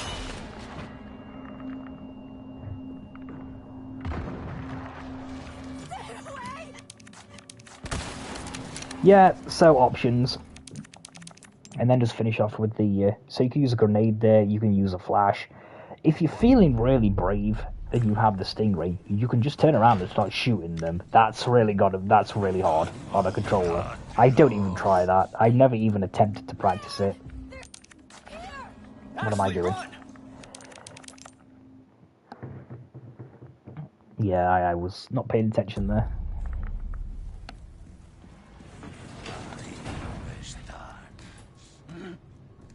We'll try this one more time and see what we get. Yeah, okay. What we're going to get here with the grenade. Okay, so neither of them died. Like I say, Magnum here is an option. You can just throw the flash and just Magnum them all if you want. But yeah, you have options there. Like, if you throw the grenade and they don't die, one, like, flush hit with the riot gun should finish them off on this difficulty. But yeah, you have a few options of how you want to tackle that section.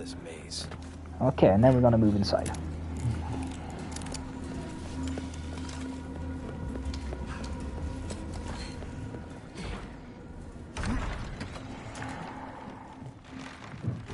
okay? Yeah, no sweat. Okay, we want... Oh, God.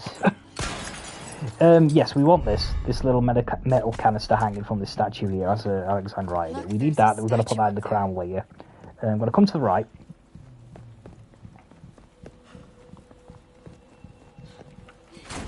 And I'm going to use my last grenade. That's exactly why I didn't use the grenade on that first kennel, because I needed the grenades moving forward. So, with this bit, as you can see, there's little squares on the carpet here. We want to go and stand on this third square, and then we're going to launch the grenade here.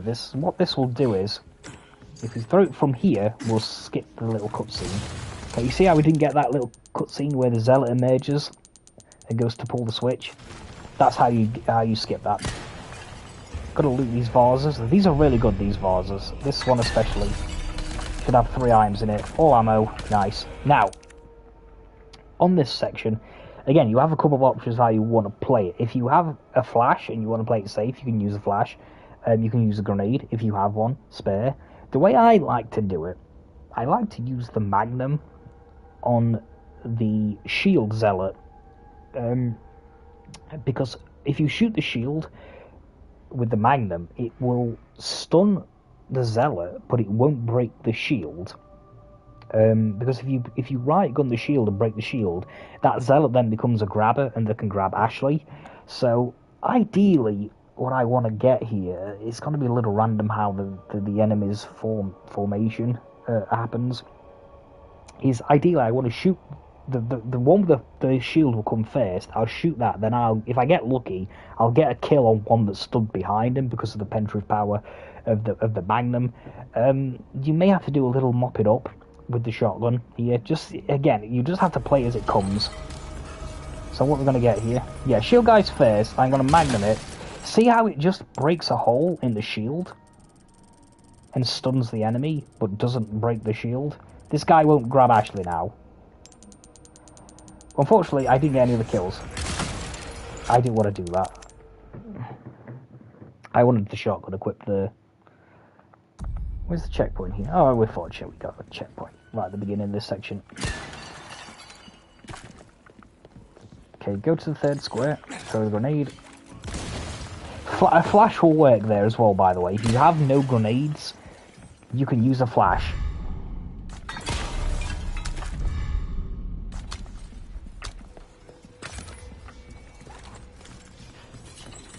Okay, what we're going to get here? Shield guys first again.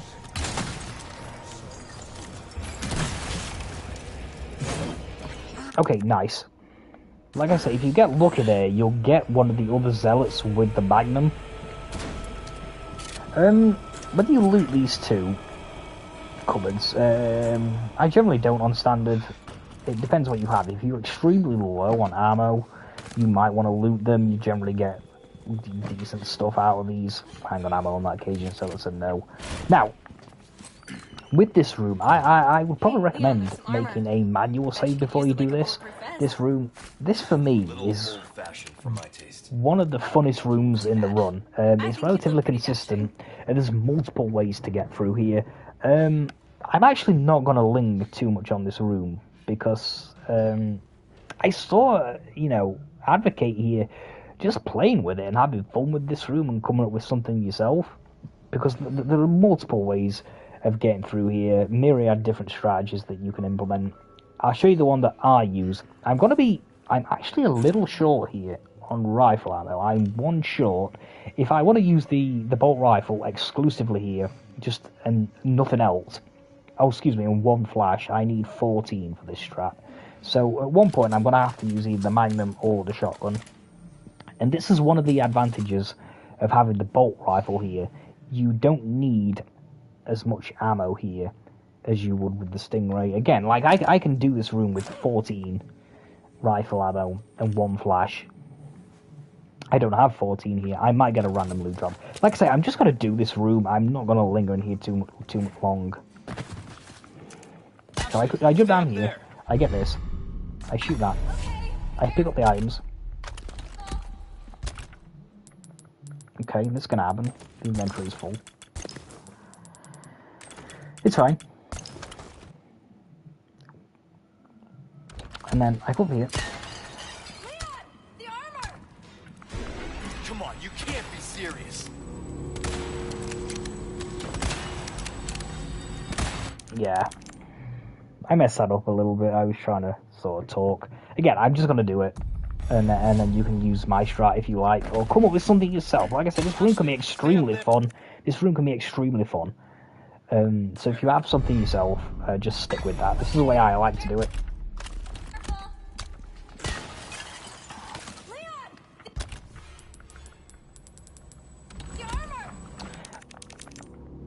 What? I'm pressing the wrong button, see? I can't even make the excuse that I was talking through that. I just exited the inventory and I didn't want to. Ashley, stay up there. Okay.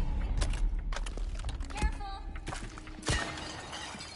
Leon! Okay, so now I actually have enough rifle ammo. Oh, I've done it again! Why do I keep doing this? Come on, you can't be serious.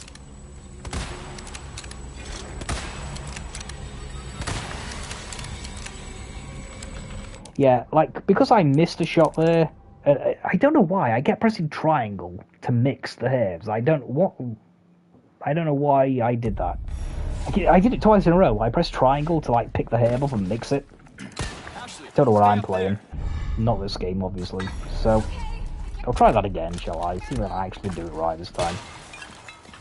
Oh, hang on, ammo. That's nice. So it's square, not triangle. Triangle closes the inventory. So 3 shots to the plug will hit it. As you can see, if you hit the tin on one, it won't die.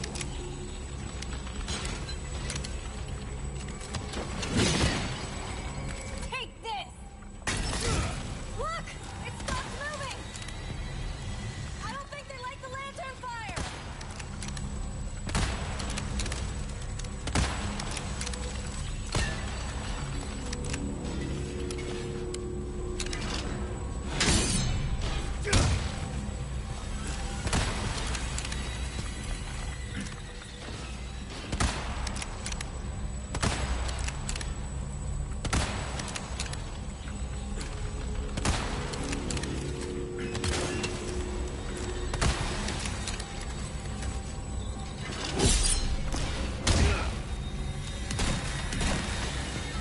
Okay.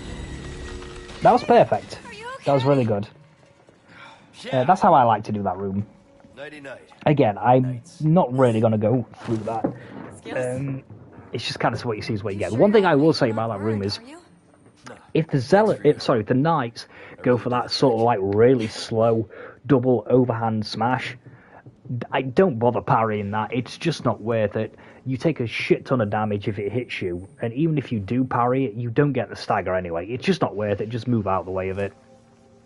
I would advise not to just do anything else with that. Okay, so No problem. now one thing you have to bear in mind in this room is if any of these knights drop you spinels or not. Sorry, if they drop you handgun ammo. You like, if you remember, if you watched the first part, just before I merchant at Mendes, I picked up a RNG spinel, and I said that was important moving forward. If you don't pick up an RNG spinel up to this point, and one of these zealots drops you handgun ammo, oh, I missed one, and one of these knights, one of the knights drops you handgun ammo, not a spinel, you will be short on spinels for the next merchant. Don't worry, it's not actually over if that happens. You're just going to lose some time in the next chapter. So I don't need that. I will loot this one because it has multiple items in it. Okay, nice. Okay, so before we see this merchant, I'm going to go in my inventory. I've already done the green, red, yellow. But what I'm going to do is I'm going to craft as many flashes as I can. Okay. Nice. I'll make a save here.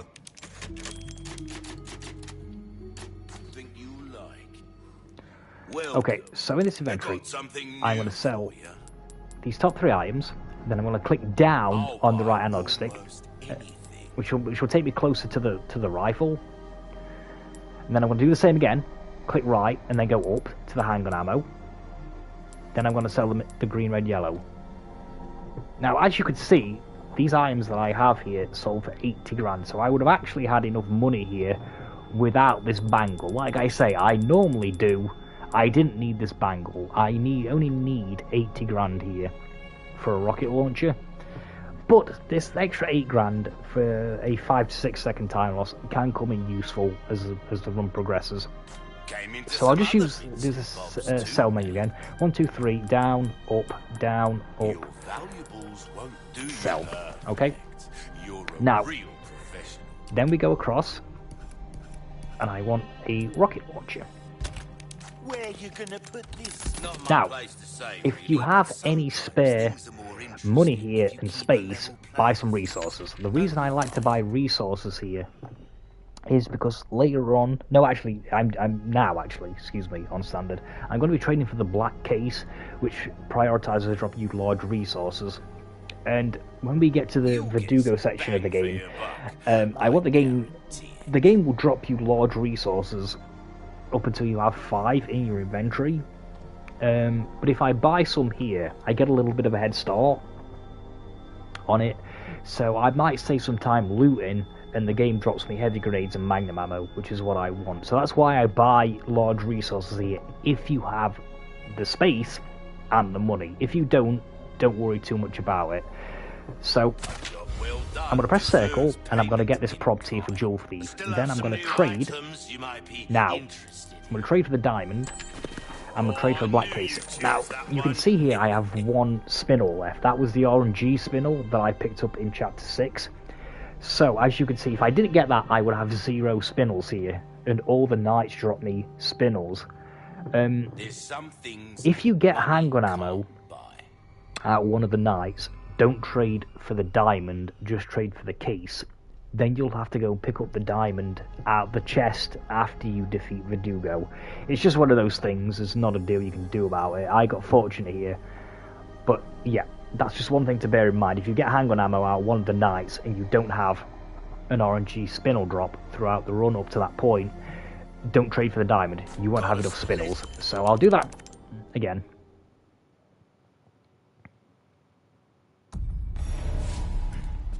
Welcome. So sell, down, up. Perfect. You're a real professional. I'll hand this over when you... Not my place to say, really, but sometimes things are more interesting if you keep a level playing field. Don't you? Okay, nice. Then when I've done the merchant there, what I'm going to do is... I actually need to mix these, excuse me. Why do I keep pressing triangle to drag these items? Very strange. Okay, then I'm going to go to the typewriter, and I want to get my knife out of storage. And I want to change the case to the black case that we've just traded for. Then we move on. Nice. So, I should just point out as well is, like I say, at that merchant, we have no rifle at all now. If you bought the Stingray at the beginning of the run, you would just have the Stingray sat in the in your item box now, because obviously it won't fit in here. Which is why you need less treasures in Castle, because we don't have that 30 grand invested in the Stingray here. Oh yeah, don't do what I do as well. Don't leave the handgun unloaded. Load that before you sell the handgun ammo, because I only have 3 pistol shots now, which is pretty stupid. No, Okay, I'm going to put Ashley in that chair. I'm going to sit Leon in this chair. I'm going to ring the bell. This should reveal the snake head. Leon. Looks like we figured it out. Pick up the serpent head.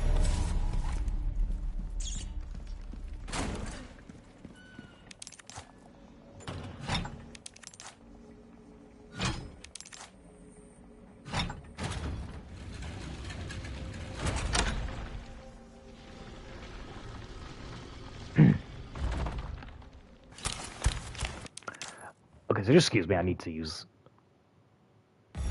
Just give me a minute, I'll be back. Excuse me.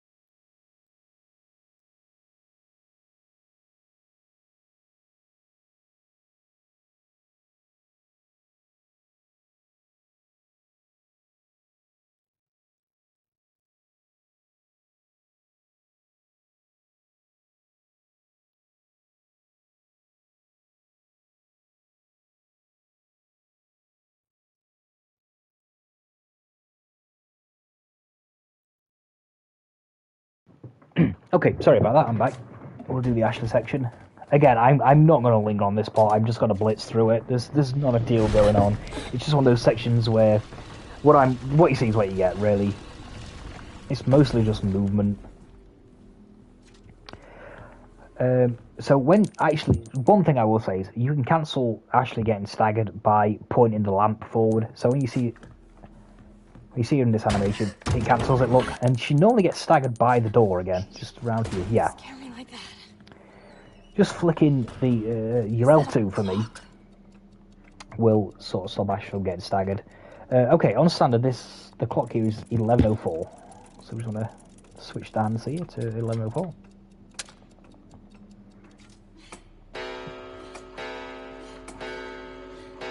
Yeah, so just this here. You only have to flick it. Will stop Ashley from getting staggered. Like I say, for me that's L2, that'll be LT for the Xbox players. Come down here. Don't worry about the knights, you'll hear some knights coming behind you. They won't get you, they will never get you. You'll make it into the lift before they do. Slightly quick to get the one inside the door here, very slightly. To get that, you can go and get this switch. It doesn't matter. Just very slightly quick to get that one inside the door there. Okay, so in this room, I'm just simply going to go in a zigzag formation. I'm just going to do the one which is closest to me next. So this one is closest to me. I'm going to run over here. I'm going to get this one. This sucks. I'm going to stagger these enemies with the lamp. And then I want to get this one. And then I'm going to get the final one over here. Stay away. Are you serious? I'm done. Oh, I'm dead. Okay. Oh, I'm not dead. Wow. That's sneaky, right? Right behind me. I thought I died there, honestly. But yeah, that's one thing you need to do is while Ashley is pulling that last cord in particular, you need to spin the camera while she's doing it. As you can see there, I sort of should have mentioned it. But yeah, they can sneak up behind you. They're crafted, the knights are in this bit. So yeah, as she's just pulling down on the cord, make sure you rotate the camera. I would go to Ashley's left there, because sometimes a knight can come from that direction. On this instance, they come directly behind me. In fact, actually, I will elaborate on that a little bit. We didn't get the save, unfortunately. So yeah, when you pull that last cord, so say this is this sword here, just pretend that this is the cord. We pull in the cord, as Ashley's pulling it, I would go this way. Turn the camera to Ashley's left, because sometimes there will be a knight that breaks through those wooden door things there. On this occasion, it was directly behind us, but yeah, pull the cord, switch the camera, go left, and then just deal with whatever is in front of you.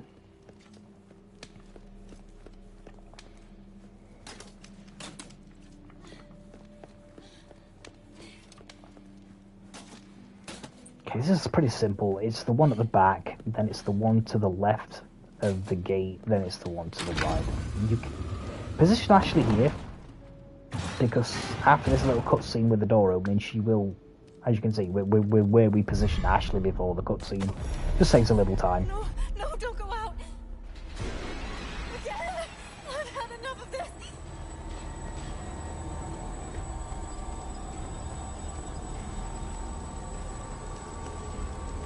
Okay, with this next room, we're just gonna run straight forward. Just go. You should be fine here.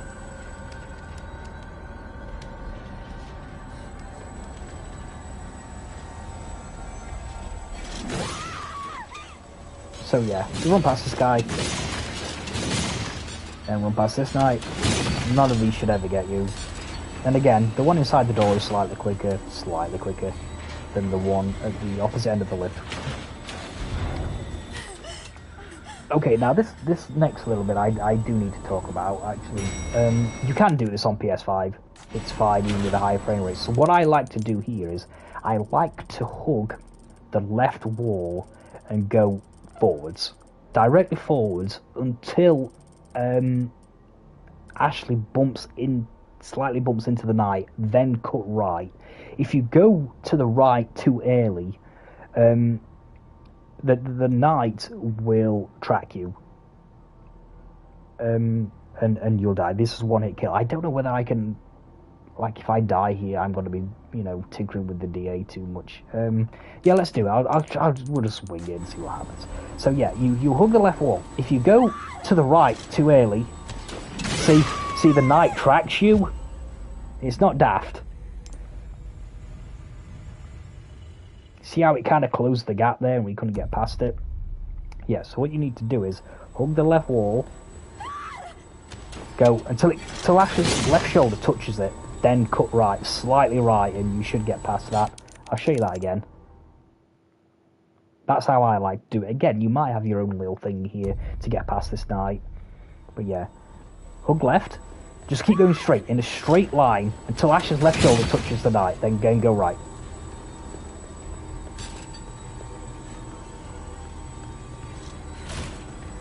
And then it's just a straight shot to the end of this segment. Go left here. None of these knights will ever bother you if your movement is good. Almost there. Yeah, unfortunately, you know, this section doesn't always hold up to, you know, replay. This is a really good section. I remember playing this section when I first played the game casually. It's actually really good. It's a good section. I like the section with Ashley. As you replay the game, though, not so much. But we have to do it. It's part of the run. And it's not too difficult, so... Okay. We take recontrol of Leon. Ashley saved us. And we're going to go to the ballroom.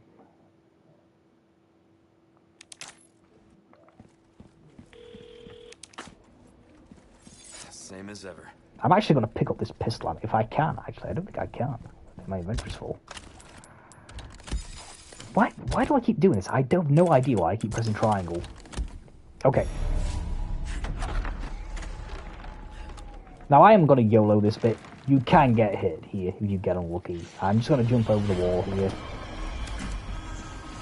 And YOLO the stairs. The Novi can get you if it feels inclined to do so. We got lucky here. First aid spray in behind the glass.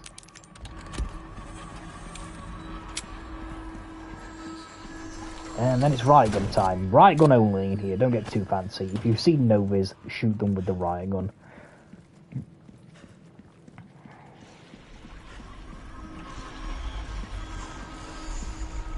Okay, so you have two options at this little barrier here.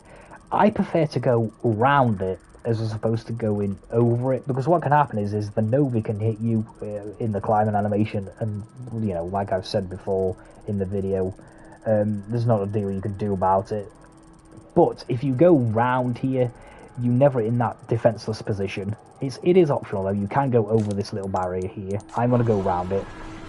And then there should be a Novi drop down here. Yep. Okay. With this flash, you want to aim for the edge of the walkway above us. Sort of throw it here. You want to stagger as many of these Novis as possible. So I'm going to throw it somewhere here. Use the edge of the walkway above us as a sort of guide. You get to the bottom of the ladder here and you throw the flash. That's where I'm going to throw it. Sort of that direction. Okay.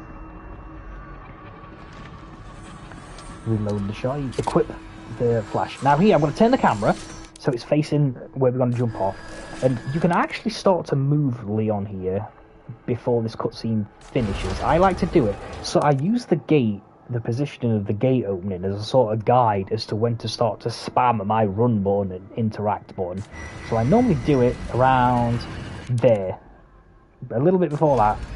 And then spam. And then Leon will start to move. I'll try that again, actually. That wasn't the best.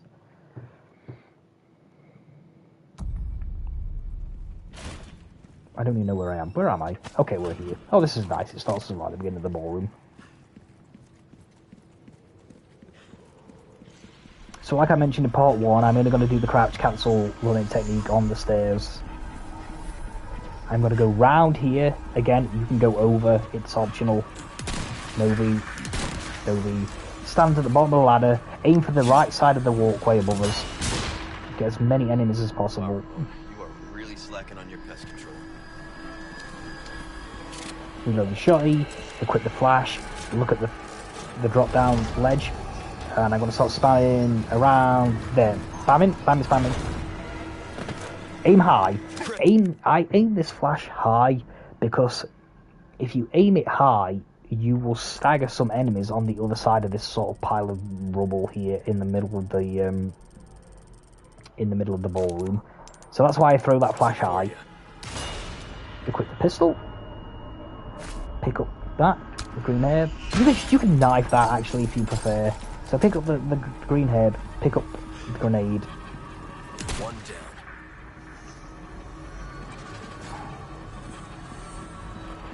Okay. Nice, this is nice. We're going to look here at the floor so these don't grab us. I recommend picking the red herb up. Oh, okay. Nobody's just going to watch. Yeah, the reason I recommend picking that red herb up, it is a slight deviation and a very, very negligible time loss, is for the same reason I bought the large resources earlier.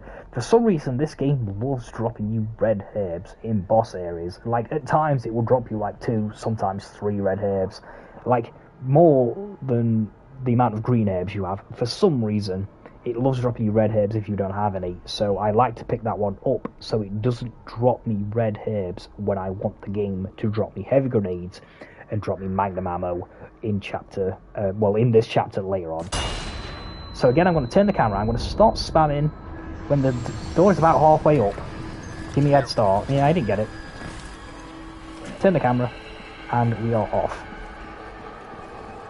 Okay, again, there's multiple different ways you can go about shooting these weights down. I like to shoot this one here before I get to the statue, then come to the left here to get a better angle. Shoot that one. Shoot this vase. That vase is free. We only got 600% out of it, but it's free because you have to wait for the drawbridge to come down. Now, okay, fortunately there's an auto checkpoint right at the beginning of this room. This room, yeah, this is not too difficult on standard, but it might take you a couple of practice swings to get this down. The one thing here is the timing of shooting the weak spot as the Garrador comes off the wall. If you shoot the weak spot before it finishes its animation of coming off the wall, it won't plug. That's bad. We actually want them to plug here. Then we're going to throw the flash, and the flash should kill them, even with the power level at its base level on the broken butterfly. One shot to each weak spot, and then a flash to the plug should kill them. But you have to get the timing down. Now, a way I like to do it, a good gauge of the timing, is to let the reticle on the broken butterfly zoom right in, then wait just a second after that. That should be decent timing. I'll show you what happens if you get this wrong. Because like I say, we have an auto checkpoint here. Flash grenade. Unless you get extremely lucky, you can just... unlucky, I should say. You can just run past this side guy on standard. And then come on here. Now look what happens if I shoot too early. It doesn't plug her. You see? It didn't plug. I shot too early. I have no idea why this enemy is here. But yeah, you have to wait for it to finish coming off the wall. Because that will happen if you shoot too early. It doesn't plug her, but you want it to plug her. So we pick up the flash. We run here. Let it zoom in. Bang. Spin. I missed. But yeah, that's the idea. Like I say, even I messed it up there. Totally missed. But yeah, that's probably the most important thing of this strat, is the timing of that shot on the Garrador as it comes off the wall. Like I said, you can use the zoom in on the broken butterfly as a guide. Okay, this is nice. Throw the flash. I like to loot this box. You have to wait for the Garradors to die anyway, and they should be dying. Yeah, they're dead. That's nice. So yeah, just wait for the reticle on the broken butterfly to zoom in. Then just wait a fraction of a second after that, just to make sure it's fully off the wall. There's 2 of them. Run past this cellar, run to the statue.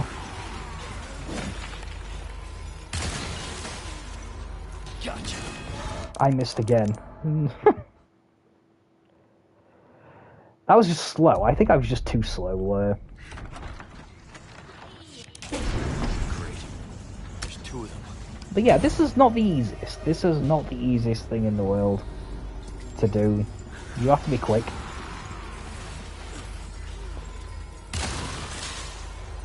Gotcha.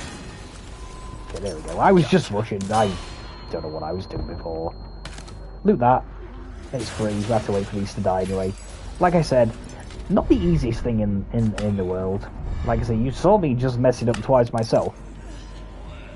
But yeah, you should be able to get that down pretty quickly.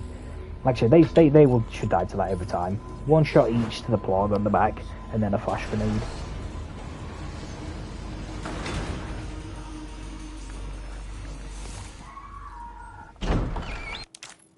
Okay. There's another green herb here. As you can see, I have an abundance of heals. I'm not even gonna bother picking that up.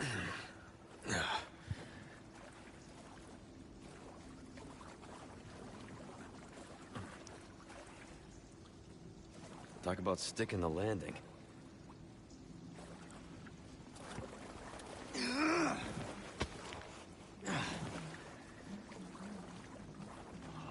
Okay. Move on. So I'm going to quit the riot gun here The hell? to deal with these Novas that's upcoming. Nothing fancy here. We're just going to run forward and shoot the Novas as they appear in the water. And just aim for the green eyes in the water. Very simple.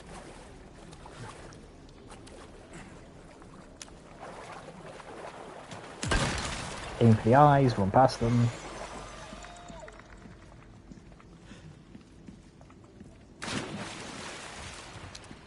Okay, so with this one, if you jump off of ledges such as here, if Leon doesn't have room to roll, you'll get the slow animation.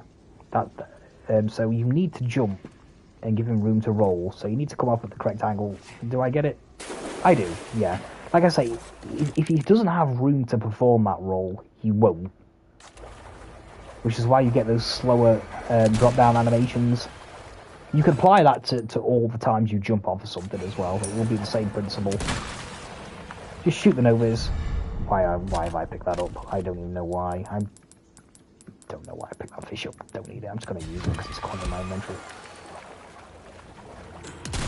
If you sort of want to linger by these Novas for a second or so, in hope they'll drop you a Sapphire, that's another option. Get the crown.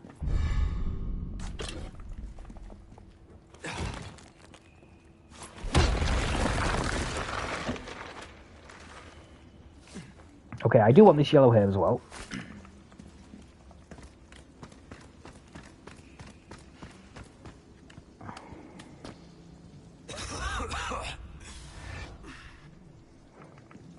Okay, so when we loot this next area, a thing to bear in mind, do I have a heavy grenade? I do, I have two. Wow. And for some reason, I keep pressing triangle to drag these items. No idea why. Okay. So, something to bear in mind as we move forward. The game will only let you have... Oh, excuse me, we need this red bell. Do not forget this red bell, like I nearly did. Once you have 4 heavy grenades in your inventory and 10 magnum ammo, the game won't drop us anymore. So what I'm going to do here is I'm going to send the pistol to storage, I'm going to send the shotgun to storage, and because we have the black case here, it will manipulate the game to drop us either heavy grenades or magnum ammo going through. But like I say, bear in mind, you can only ever have 4 heavy grenades. It won't drop you any more after that, and 10 magnum in your inventory. Like, I'm not going to have to worry here about, you know, not getting too much magnum ammo. I only have 2. So, make sure the magnum here is reloaded. If you get magnum drops here, make sure you reload it. Because like I say, if it's sitting in your inventory, the game won't drop you as much. No good sitting in your inventory. You want it loaded, so the game will drop you more. Because you might find you might get here, and you might have, you know, 10 total magnum ammo, you know. So make sure the magnum is reloaded. Oh, you're kidding me. Okay, get the rocket launcher out. There's some shotgun ammo on top of this barrel here. I want to pull the lever here, turn the power back on. Okay, so again here there's multiple ways which you could sort of trigger Verdugo to jump into this little room. Some people go round the other way, pick up the shotgun ammo. This is the way I do it. I run past the switch for the nitrogen tank. I come past these boxes here. Just come just past these containers here, which seem to crop up in like every Resident Evil game. This is definitely a reuse asset. I keep seeing these in every RE game. Anyway, I digress. You run past those, trigger Verdugo. You can run a straight line here, pick up the herb, or don't. Okay.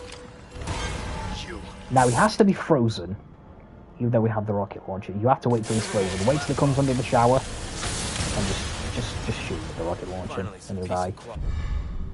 Pick up his treasure, and we get the hell out of here.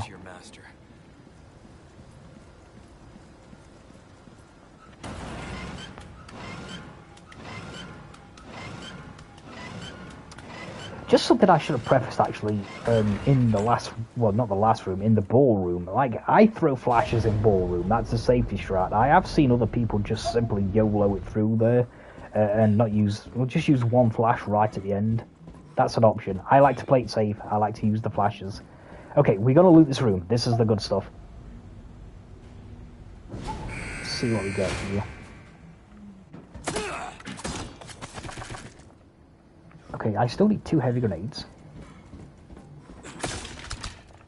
There we go. Okay. Yeah, we have everything we need here and more. We have so much here.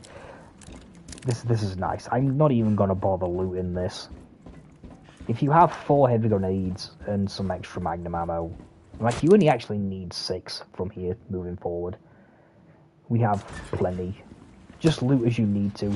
Like, you don't have to loot that room entirely. If you already have the resources by looting the 2 boxes just inside the room, don't go and loot anything else. It's just simply time waste. Because like I say, the game won't continue to drop you heavy grenades anyway. It's not like you can stash like 6 heavy grenades in your inventory there. So it becomes pointless looting them. And if you actually have maximum heavy grenades and maximum magnum ammo, it just drops you nothing. There's literally nothing in the crates when you open them. Okay, so we're going to see the merchant here. Oh, yes, I should have prefaced actually. Now, I'm lucky. I have everything I need to make the crown up. If you find yourself short on spinels and you couldn't trade for this yellow diamond the last time we saw the merchant, go and get the yellow diamond from that boss area. There's a yellow diamond just before you go into the room with all the ammo in it. It's in the same, go through the same gate where we pulled that initial switch.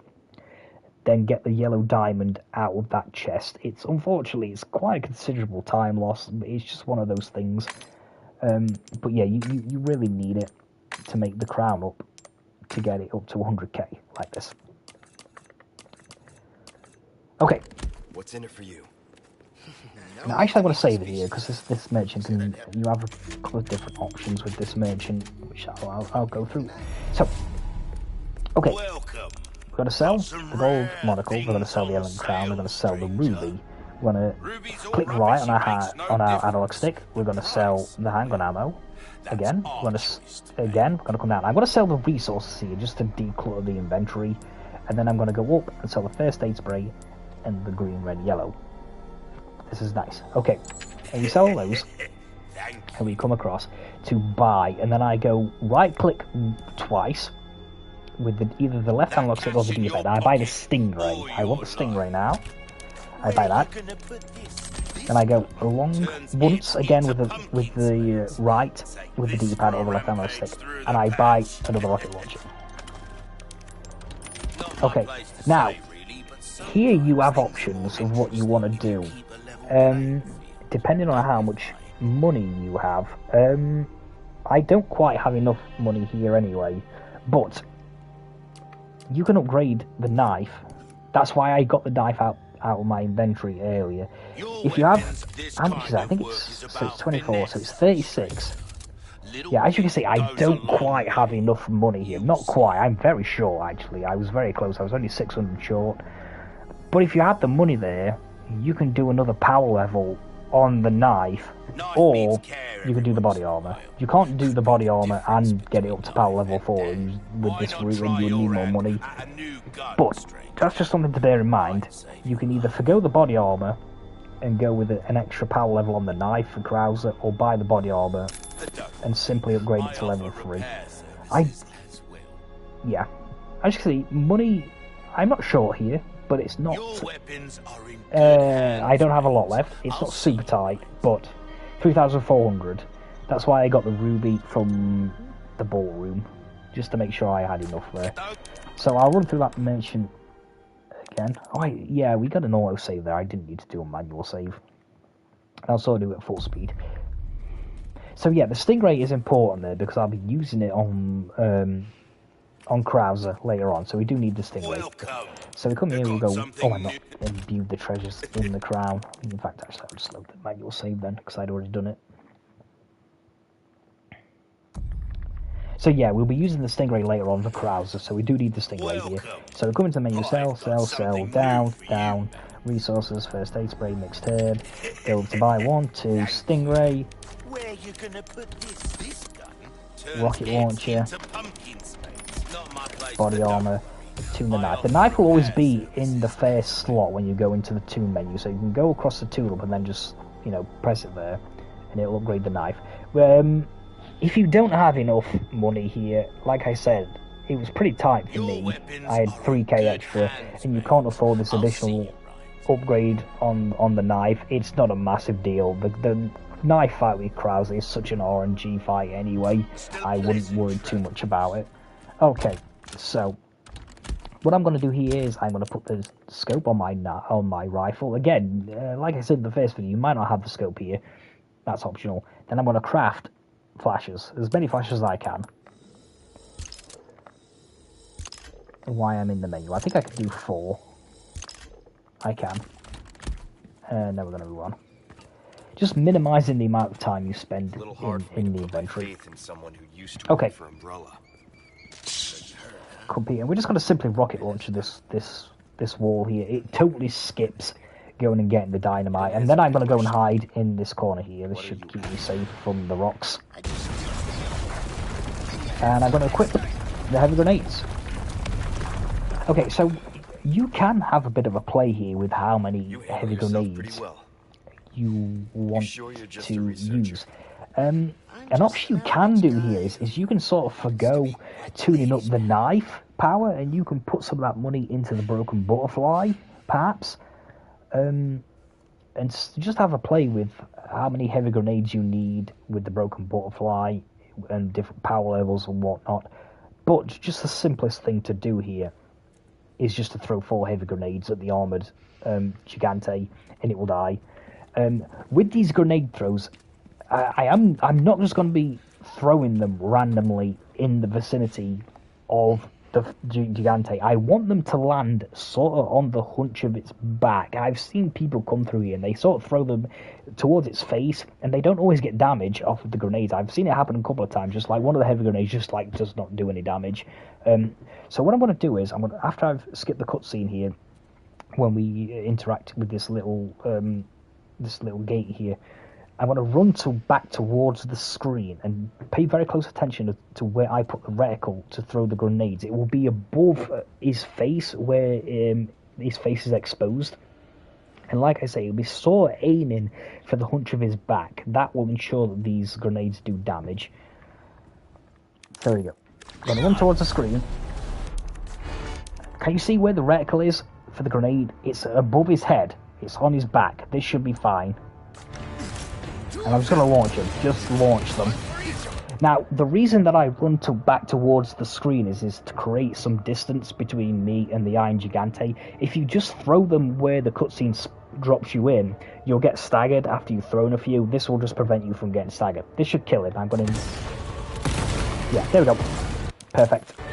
And then all I'm going to do here is just wait for the naked one to go over the grave, throw the flash. Like, this is fine. He doesn't even have to be entirely on the grate for this to work. If he's just got 1 foot on it, it will work. But sometimes you have to wait longer than others for him to come towards you there. But yeah, pay very close attention to where I put the reticle of the grenade. Leon! Run back. On his back. On his back. That's very important. Just launch the grenades. Just launch them. He dies. All Nice. Right, now for the naked one. This is gonna be bright. Throw the flash. Here it goes. Job's a good one. Really easy. There's some gunpowder and pistol ammo behind you. I'll see if I can actually get it where the grenade does do damage. Because this has actually happened to me before. It's incredibly frustrating. I'm going to run back. I'm sort of just going to throw him his face here. Let's see if this works still. Oh yeah, it did work on that occasion, I guess. But yeah, I like to throw them, like I say, on his back. That ensures that they do damage.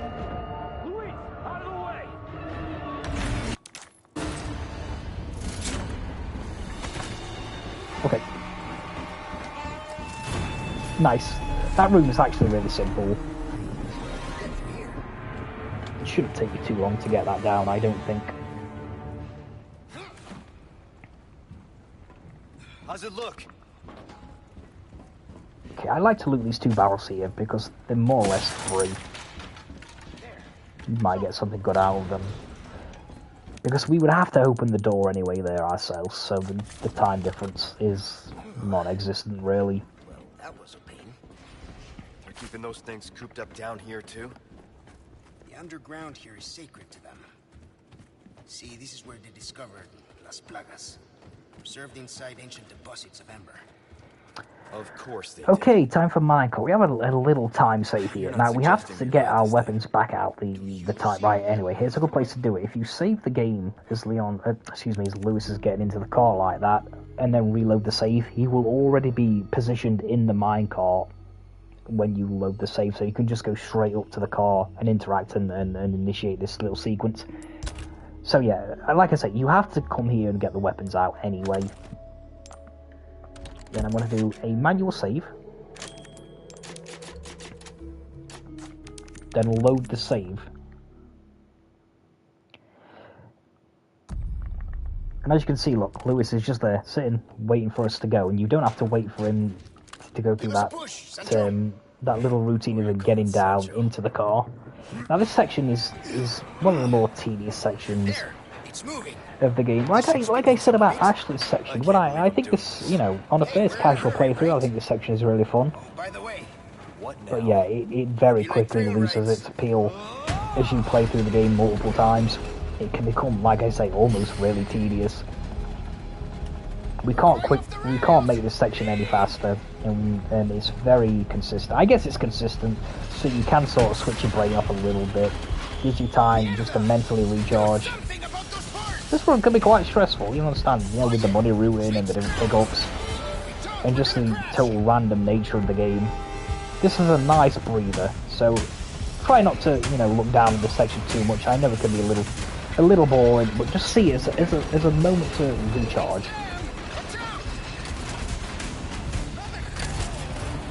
So it's left, right, and then it's left, I think.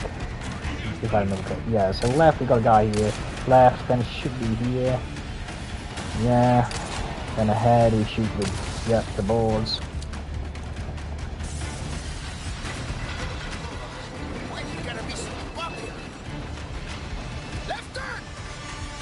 Again, there's not really a deal that I can add here that Lewis hasn't already added. You know, when you go round the corners lean, you know, just like Lewis says, Lewis is doing my job for me here, he's telling you what to do. You shoot them as they emerge, should be left now. They'll all die in one hit.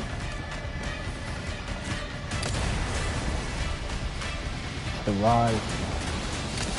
Like I said, you probably don't even have to have, on standing, you probably don't even have to have this memorized in the enemy patterns. You could probably just wing it and get through this fine. I don't even know how much damage you take. Let's just, like, take a hit here.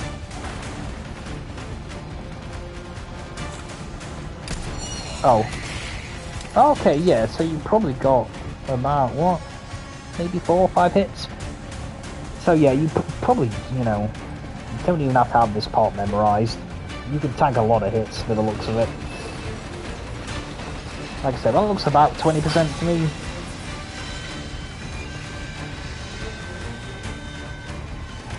Almost impossible to fail, even if you don't know the patterns there. Because it is very consistent, they will appear in the same spots every time. Okay. Moving on. Go up the stairs here. This guy normally throws his axe. Yeah, he wouldn't have even hit me there. Just run straight past him. Duck under the axe if necessary. Sometimes he'll just stand and watch you. I'm just going to come wait here for Lewis. Hopefully he gets his running boots on. That's not running boots, Lewis. When you're ready. Thanks, mate. Okay. And then we initiate the second part of the minecart section. Let's go. Not this again.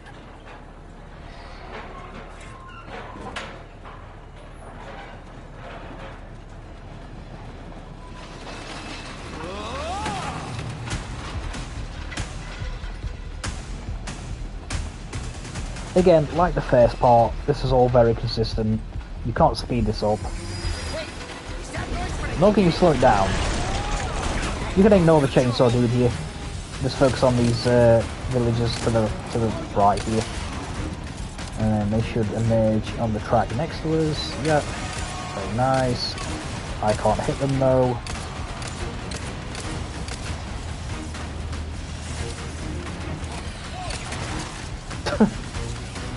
Can't hit this guy. It's just not an eye. You know what, I'll let you live. Oh no, he died.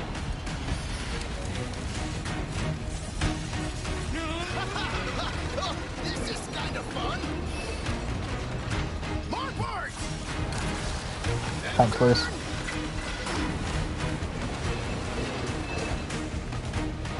Okay, so this minecart on the rail above us has an exploding barrel in it. You can have a pop at it. Very difficult. Oh, I got it. Like, if you don't get that, it really, really doesn't matter. Do not worry about it if you don't hit that black barrel. Does not make any difference whatsoever. Okay, so we have two options here. We can either shoot the minecart that the chainsaw guy is in, like this, and it will eventually just explode. Or you can just shoot the chainsaw guy as he goes to attack you.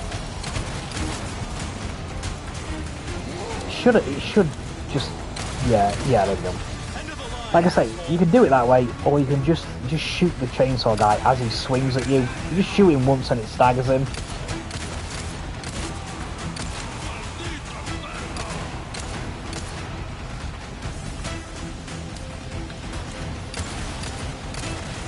Okay, you can live. That's it. That's it. Now, if you didn't destroy the minecart that the chainsaw guy was in, he'll be next to you here. Like I say, just wait for him to swing at you with a chainsaw and just shoot him when he initiates his animation, and it will just stagger him.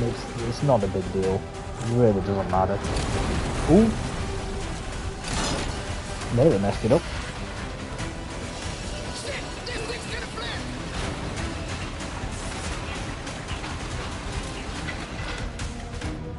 Okay, that's minecart done. You really shouldn't have too many issues with that. That's not a difficult section at all. Okay. There we go. Now on this bit, you can cancel and skip the Leon's stagger animation when the bridge starts to collapse. The way I like to start pause buffering is when I get to the end of these. Well, they're not light planks, but they're much lighter coloured planks than the rest of the bridge. So I get here, roughly, and then I start pause buffering. You don't always get it. Again, it's just one of those random things. Sometimes you get it, sometimes you don't. I get here, I start pause buffering. Yeah, we got it, look. Nice. Okay, sometimes, like, you don't get that, and Leon will start to get staggered when the bridge starts to collapse. Stick to the right-hand side of this wooden bridge here. And then I'm just going to shotgun the camouflaged Novi. Pick up this yellow herb.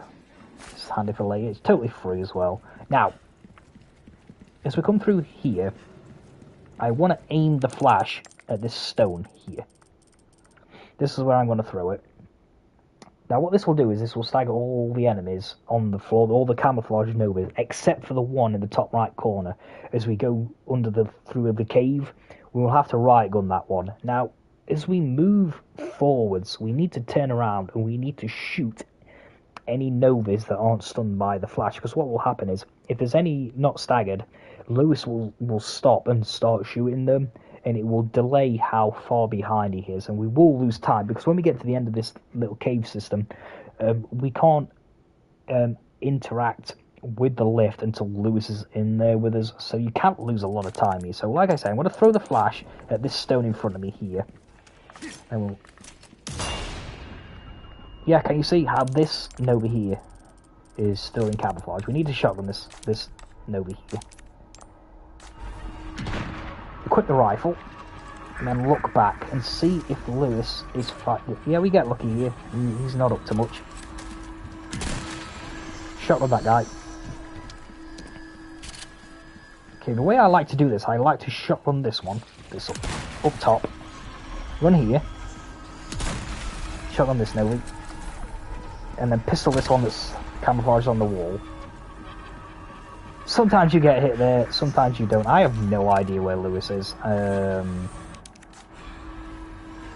don't know why he's so far behind me there. We'll try that again. Without stopping and pausing and whatnot. So yeah, that's the gist of it. Again, this is not too complex what's going on here. I got the stagger cancel again, nice. Not entirely sure why Lewis was not behind me there. Well, where the hell he was, I do not know.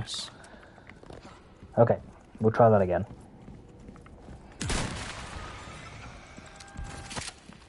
Shotgun the camouflage Nova, equip the flash, pick up the yellow herb. Come up here, throw the flash at this stone. Equip the shotty. So this guy, I'm going to have to deal with this guy in a second. I'm going to shotgun this one first. See, Lewis is behind us now. He's not stopping to shoot the Novas. Yeah, this is nice this time. I don't know why it didn't work last time. I really don't. Again, same thing. Come out here. This guy, this Nova's always here. Shoot that one. Shoot this one. Quick the pistol. Shoot the one on the wall. That's how I like to do that bit. And then what we get here is going to be random. Lewis's position is... Yeah, this is decent. This is not bad at all. Take that. Okay. Important. Equip the combat knife. Now, this fight coming up is one of the more random. It's totally RNG. This fight can last 20 seconds. This fight can last 40 seconds. It very much depends on what you get. The only thing I can say here is the way you should approach this fight. Just stab him in the right thigh. That's it. Just stab him in the right thigh. The rest is up to the RNG gods. When he staggers, don't continue to knife him though. You want to get the melee kick in, because you can't actually stab him while he's in that staggered state. He'll just counter you with the knife. But the only thing really here is the timing after you've kicked him. Now, when you've given him the roundhouse kick, if he sort of gets stuck on some of the scenery and is really close to you after you've kicked him, you can get 2 stabs in. But if you kick him and there's a little bit of a distance between you and Krauser, run up to him and just stab him once, then leave him. If you try to stab him again while he's sort of getting up out of that animation, he will block you. So you have to just get that timing right when to start stabbing him again. I'll try and show you like some of the things that can happen here. So we skip the cutscene. Just run up to him and start stabbing him in the thigh. Okay, yeah, okay. Okay, he's staggered here. Okay, if I try and... He blocks it, look. You want to kick him there, not knife him. Again, so we repeat the process.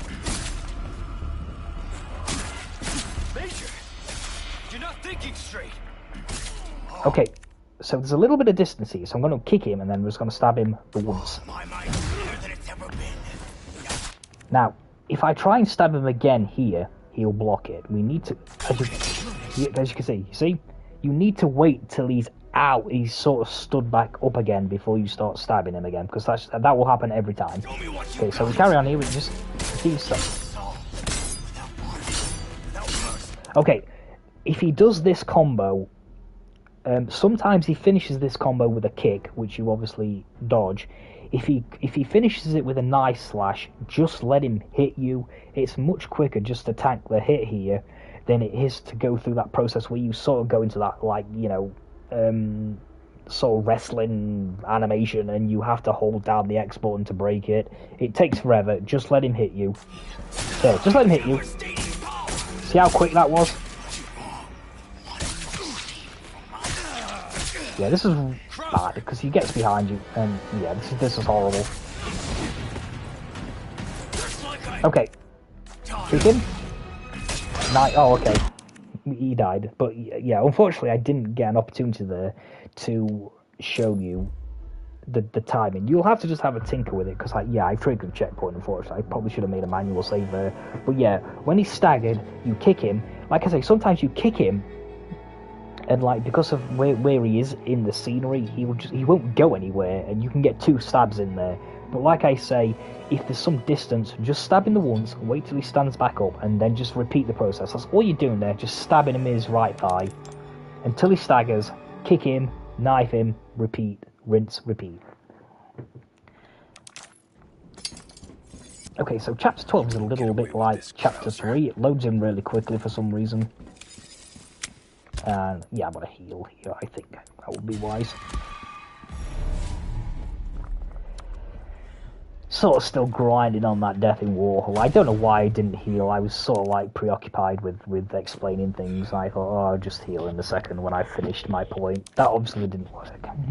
So I don't want to die again. Just heal. Because even on standard, you start to take heavy damage at this point in the run.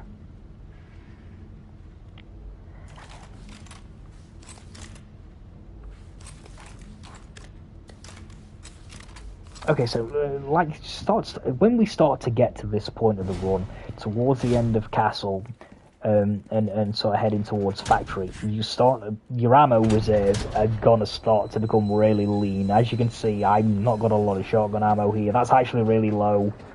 Rifle ammo, rifle ammo is not an issue here. Actually, ignore that. You should always have plenty of rifle ammo. We really only need the rifle for Clock Tower, and then the game, next time you need rifle ammo, the game gives you a ton of it. But yeah, as you can see, I'm starting to run pretty lean on shotgun ammo. It's not the best situation. 8, that's quite low here. Okay, so I'm going to run in here, and I'm going to skip the cutscene with Salazar. Shit. Okay, so the line that I'm going to take here is I'm going to sort of hug the wall. I'm going to follow the wall here, because what will happen if you take the most direct line, mind you, on standard, I'm thinking pro again. I will try it. I may be thinking pro here. The guy will rush you if you take the direct route and just go here. This torch cell here will run and just body block you. So I'm going to follow. Will he on standard? No, excuse me. I apologise. I'm sort of conflating difficulties here. That's on pro. If you're on pro, you need to follow that wall, because this guy is really aggressive. And he'll... Okay, so here I want to position myself sort of looking at the left of the staircase here, because I can get both this torch lady here and the shield zealot behind her in one riot gun shot. This is pretty consistent. You'll see these two here, like, pretty much every time. Shot on that. That gets staggered. Now, this is a little more RNG here. Yeah. Okay, that's not bad. Then I want to shoot. Well, actually, I should say, I'll show you another strat there at the beginning of that wall. That's one way you can do it. You can just shoot your way through with the riot gun, or you can use a flash. I'll show you. Shit. So you come here and you just launch the flash upwards. And this staggers all the enemies here. That's one way to do it. I suppose it's going to be dependent on how many flashes you have. You know what? I think I'll stick with that, actually. I should have probably mentioned that, because I was just saying how shotgun ammo can become very lean at this point. So if you have... Because I had that extra resource in my inventory as well. If you have, like, quite a lot of resources and flashes here, which you probably will have, and not a deal of shotgun ammo, just sort of go with what you have in your inventory there. I think I'll stick with that and use the flash there, because like I said previously, I'm quite low on shotgun ammo. Another thing with doing that as well is you won't have to shoot the statue. The statue is not doing its thing, look. So that's another thing about doing that strat there. Okay. Now, because we did the flash strat there, this zealot was climbing down the ladder. If you shotgun your way up those stairs, the zealot will be here, stood by these barrels. Now, as you come round this corner, you need to keep an eye on this zealot.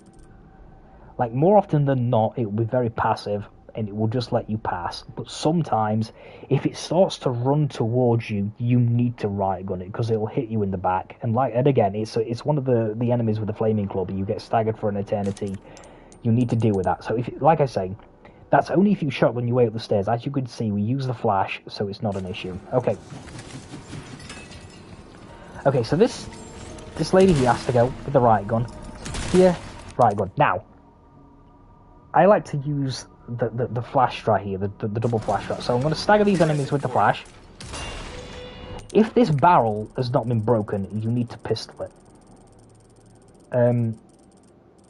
Because I want to go and stand where the barrel is. Now, okay, I've not practiced this stride. You can come up here. Okay, nice. And throw the flash. It needs to go in, well, you can see, it needs to go in this gap here. And what that will do is that will stagger the zealot right at the top of the stairs, pulling the lever, which is controlling the big spiky balls that come down the stairs. We now can just run up the stairs without having to deal with that. This will take a little bit of practice. You can see the position here, where the barrel is. It's very important that you position Leon correctly, so you have an angle to throw this flash, if you want to do this strat, that is. But yeah, that may take a couple of practices. There's a typewriter at the beginning of this section, so you can have a couple of practice swings if you want to do that. Okay. Then if we do a strat, get to the top of these stairs, and then we crouch. I don't know why the ball is coming down. I don't know. Why is the zealot not staggered? I did that correctly. I have no idea. Really Not entirely sure why that didn't work. I really do not.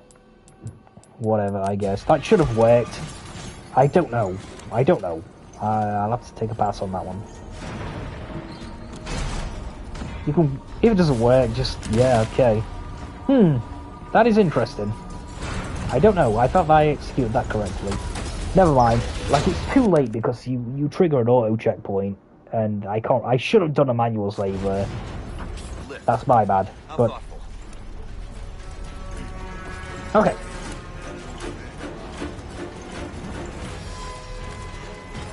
So on this section, I'm not going to do... I've seen people do a strat here where they just pistol these zealots in the leg as they run up the stairs and no more spawn in. I've got to be honest with you, I've not practiced that strat at all, and I just simply don't do that strat here. I just shoot my way up here. It really isn't that difficult. Very consistent. So what I'm going to do here, you can either shoot this woman, or you can just evade. Shoot the barrel as the other two come up, and then there's always going to be one come here. Our next zealot's going to be here, to the left, turn left, 90 degrees to the left, stingray. Then the next one, turn left 90 degrees again, stingray in the head. Then we're going to get a zealot here, nice. Then the next one's going to come out this door here. So I'm just going to pause before. I'm going to put the reticle, you can see where it is, it's to the slightly to the left of the wall.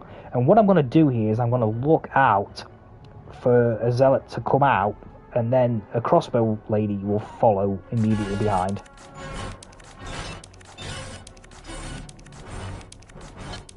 Okay, ready? Where's the crossbow?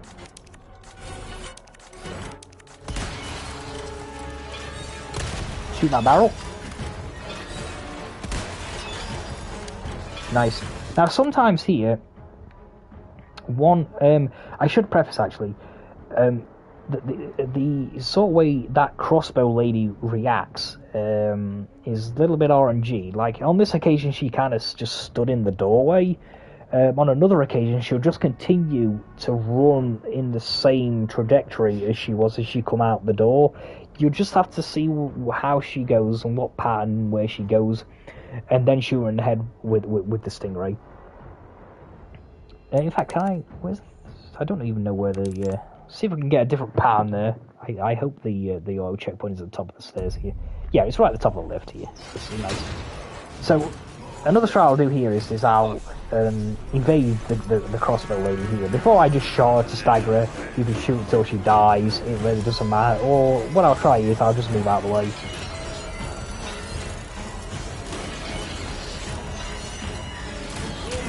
Okay, or not. Let's do this couple stairs. Shoot them, turn 90 degrees to the left.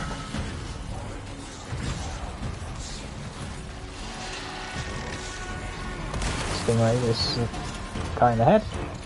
Next person should be here. Yeah, stingray this dude. Turn 90 degrees to the... What? Whatever. Okay, I didn't... Yeah, I got staggered there. That was unfortunate. So we didn't get to see the different patterns of the crossbow lady. We'll try that again.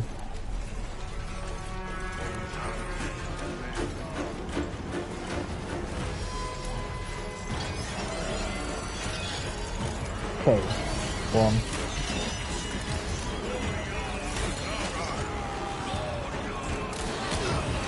Oh yeah, I wasn't paying attention. She has 3 shots, not 2.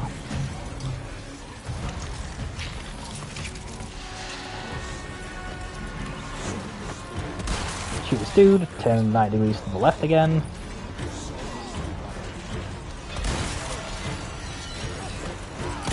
Why do I keep...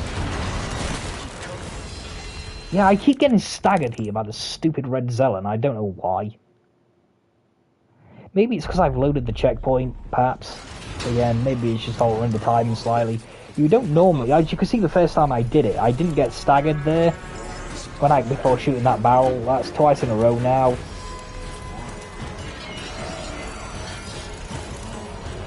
One.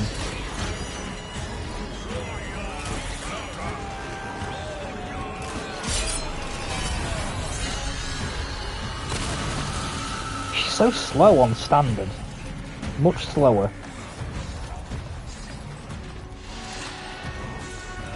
Okay, turn 90 degrees, shoot this dude, turn 90 degrees to the left again, shoot this dude. Nice.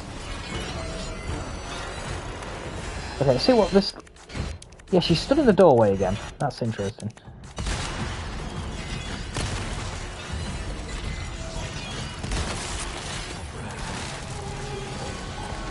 Okay. Then what I want to do here is I'm going to aim here. It should be so up here. Yeah, nice. Reload the pistol. Or not. Should be so up here somewhere. See? Yeah.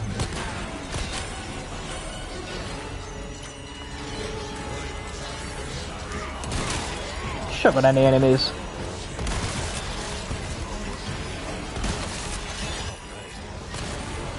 Shotgun that barrel, pistol that barrel there to stagger the red zealot, because we don't want him to stagger us as this shield guy jumps down. Just shotgun him in the feet. This guy, should climb up here.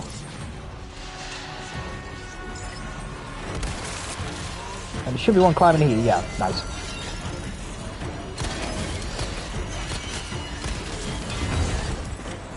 And we're free. Yeah, not too difficult that bit, just when you get used to the enemy patterns. You should be fine with that bit. Okay. Now, on this bit, if you go into your options and change the run type... Oh, I already have it on hold. Oh dear. Don't know why. Yeah, normally you would have it on toggle. I don't know why it's on hold here. Not sure. Anyway, change it to hold. And what we can do is shoot this canister, it has a diamond in it, which is useful, and then R1, just spam it really fast. R1. Okay. Nice. So yeah, so all I'm doing there is I'm spamming, because I have the default controls A1, it puts run, as you can see to the right, it puts run on R1 as well. I just find it easy there to use R1 than the actual analog stick. For me, I suppose it depends, like, yeah, it's run on A2 as well, circle on B1, but yeah, whatever you come to me, you can use, you know, the analog stick there, but I find it easier to spam the R1 button than the L3 button. There, just personal preference. And then, unlike me, actually change it back to toggle. I don't know why it was on hold there. Interesting. Okay. Very simple here with Salazar. I'm going to loot these because I'm very low on shotgun ammo. The game still doesn't drop me any. Okay, equip the golden egg. Do not use. Very important. And then I'm just going to throw the golden egg at Salazar, then magnum him. That is it. I like to run close because the hitbox is... Yeah, the hitbox on Salazar is not generous. You have to hit that flush or it just won't do anything. So get really close. I almost got too close there. Whip out the broken butterfly and just fucking pound on him. Just pound him with the he should die here. Yeah, there we go. That is stupidly easy. I'll try again. Can I reload the checkpoint? I can. It's right here. That's useful. Again, I'm not. This is just not a point I'm going to linger on. This is really easy. You throw the egg at him, then shoot him with the broken butterfly. It's really that is it. One thing I like to do there, actually, one little thing is, just before we get recontrol of Leon, I like to flick my aim button, because sometimes Leon runs backwards. This happens at a few different spots. Another one that comes to mind is in Separate Ways. After you defeat Pasanta in the village, like, after the cutscene's finished, you're holding forward, your Ada will run backwards. That will happen here sometimes, and it can throw the timing off. Like I said, this egg throw has to be precise, so I just flick my aim button to make sure I'm running forwards. You don't have to do that, but that's just something I like to do here, to make sure I'm in position. Throw the egg, whip out the broken butterfly, just play it in. 6 shots to kill him. 5, we got a crit, that's nice. Very simple, I'm not thinking I need to repeat that.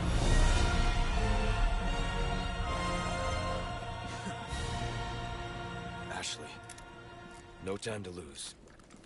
Okay, again, it's highly unlikely that, you know, you have enough stuff here not to loot these barrels. You'll probably be in dire need and begging the game to drop your shotgun ammo. I got one there, that's fortunate. So yeah, you'll probably find yourself having to loot those barrels there. If you're really lucky, you have a lot of ammo. Obviously, just forgo them. Just play it as you need to. And this is going to close the castle section of the game out. Coming to a close very shortly. Krauser. Just a dash to the finish line now for this part of the game. Again, just before we finish up here, if you join me again for part 2, after I made a little bit of a mess of part 1, that's you. You're a ledge, really. I love you. Thank you so much. You're great. Thank you for joining me. I hope the video was useful. Like I mentioned a few times in the first video, I hope that I managed... I'm actually going to loot this barrel also. I hope that you find it useful. I hope that I didn't ramble too much. I'm not the best at this. I hope that you can sort of take this and use it at least as a basis to do runs with. I will be doing another stream for part 3, perhaps tomorrow. It won't really matter because I'm just going to be re-uploading these anyway another time. But yeah, again, thank you very much for joining me for the castle part of this standard console speedrun walkthrough. If you enjoyed it, again, you're great, thank you, and I'll see you for part 3 where we tackle the island. See you next time.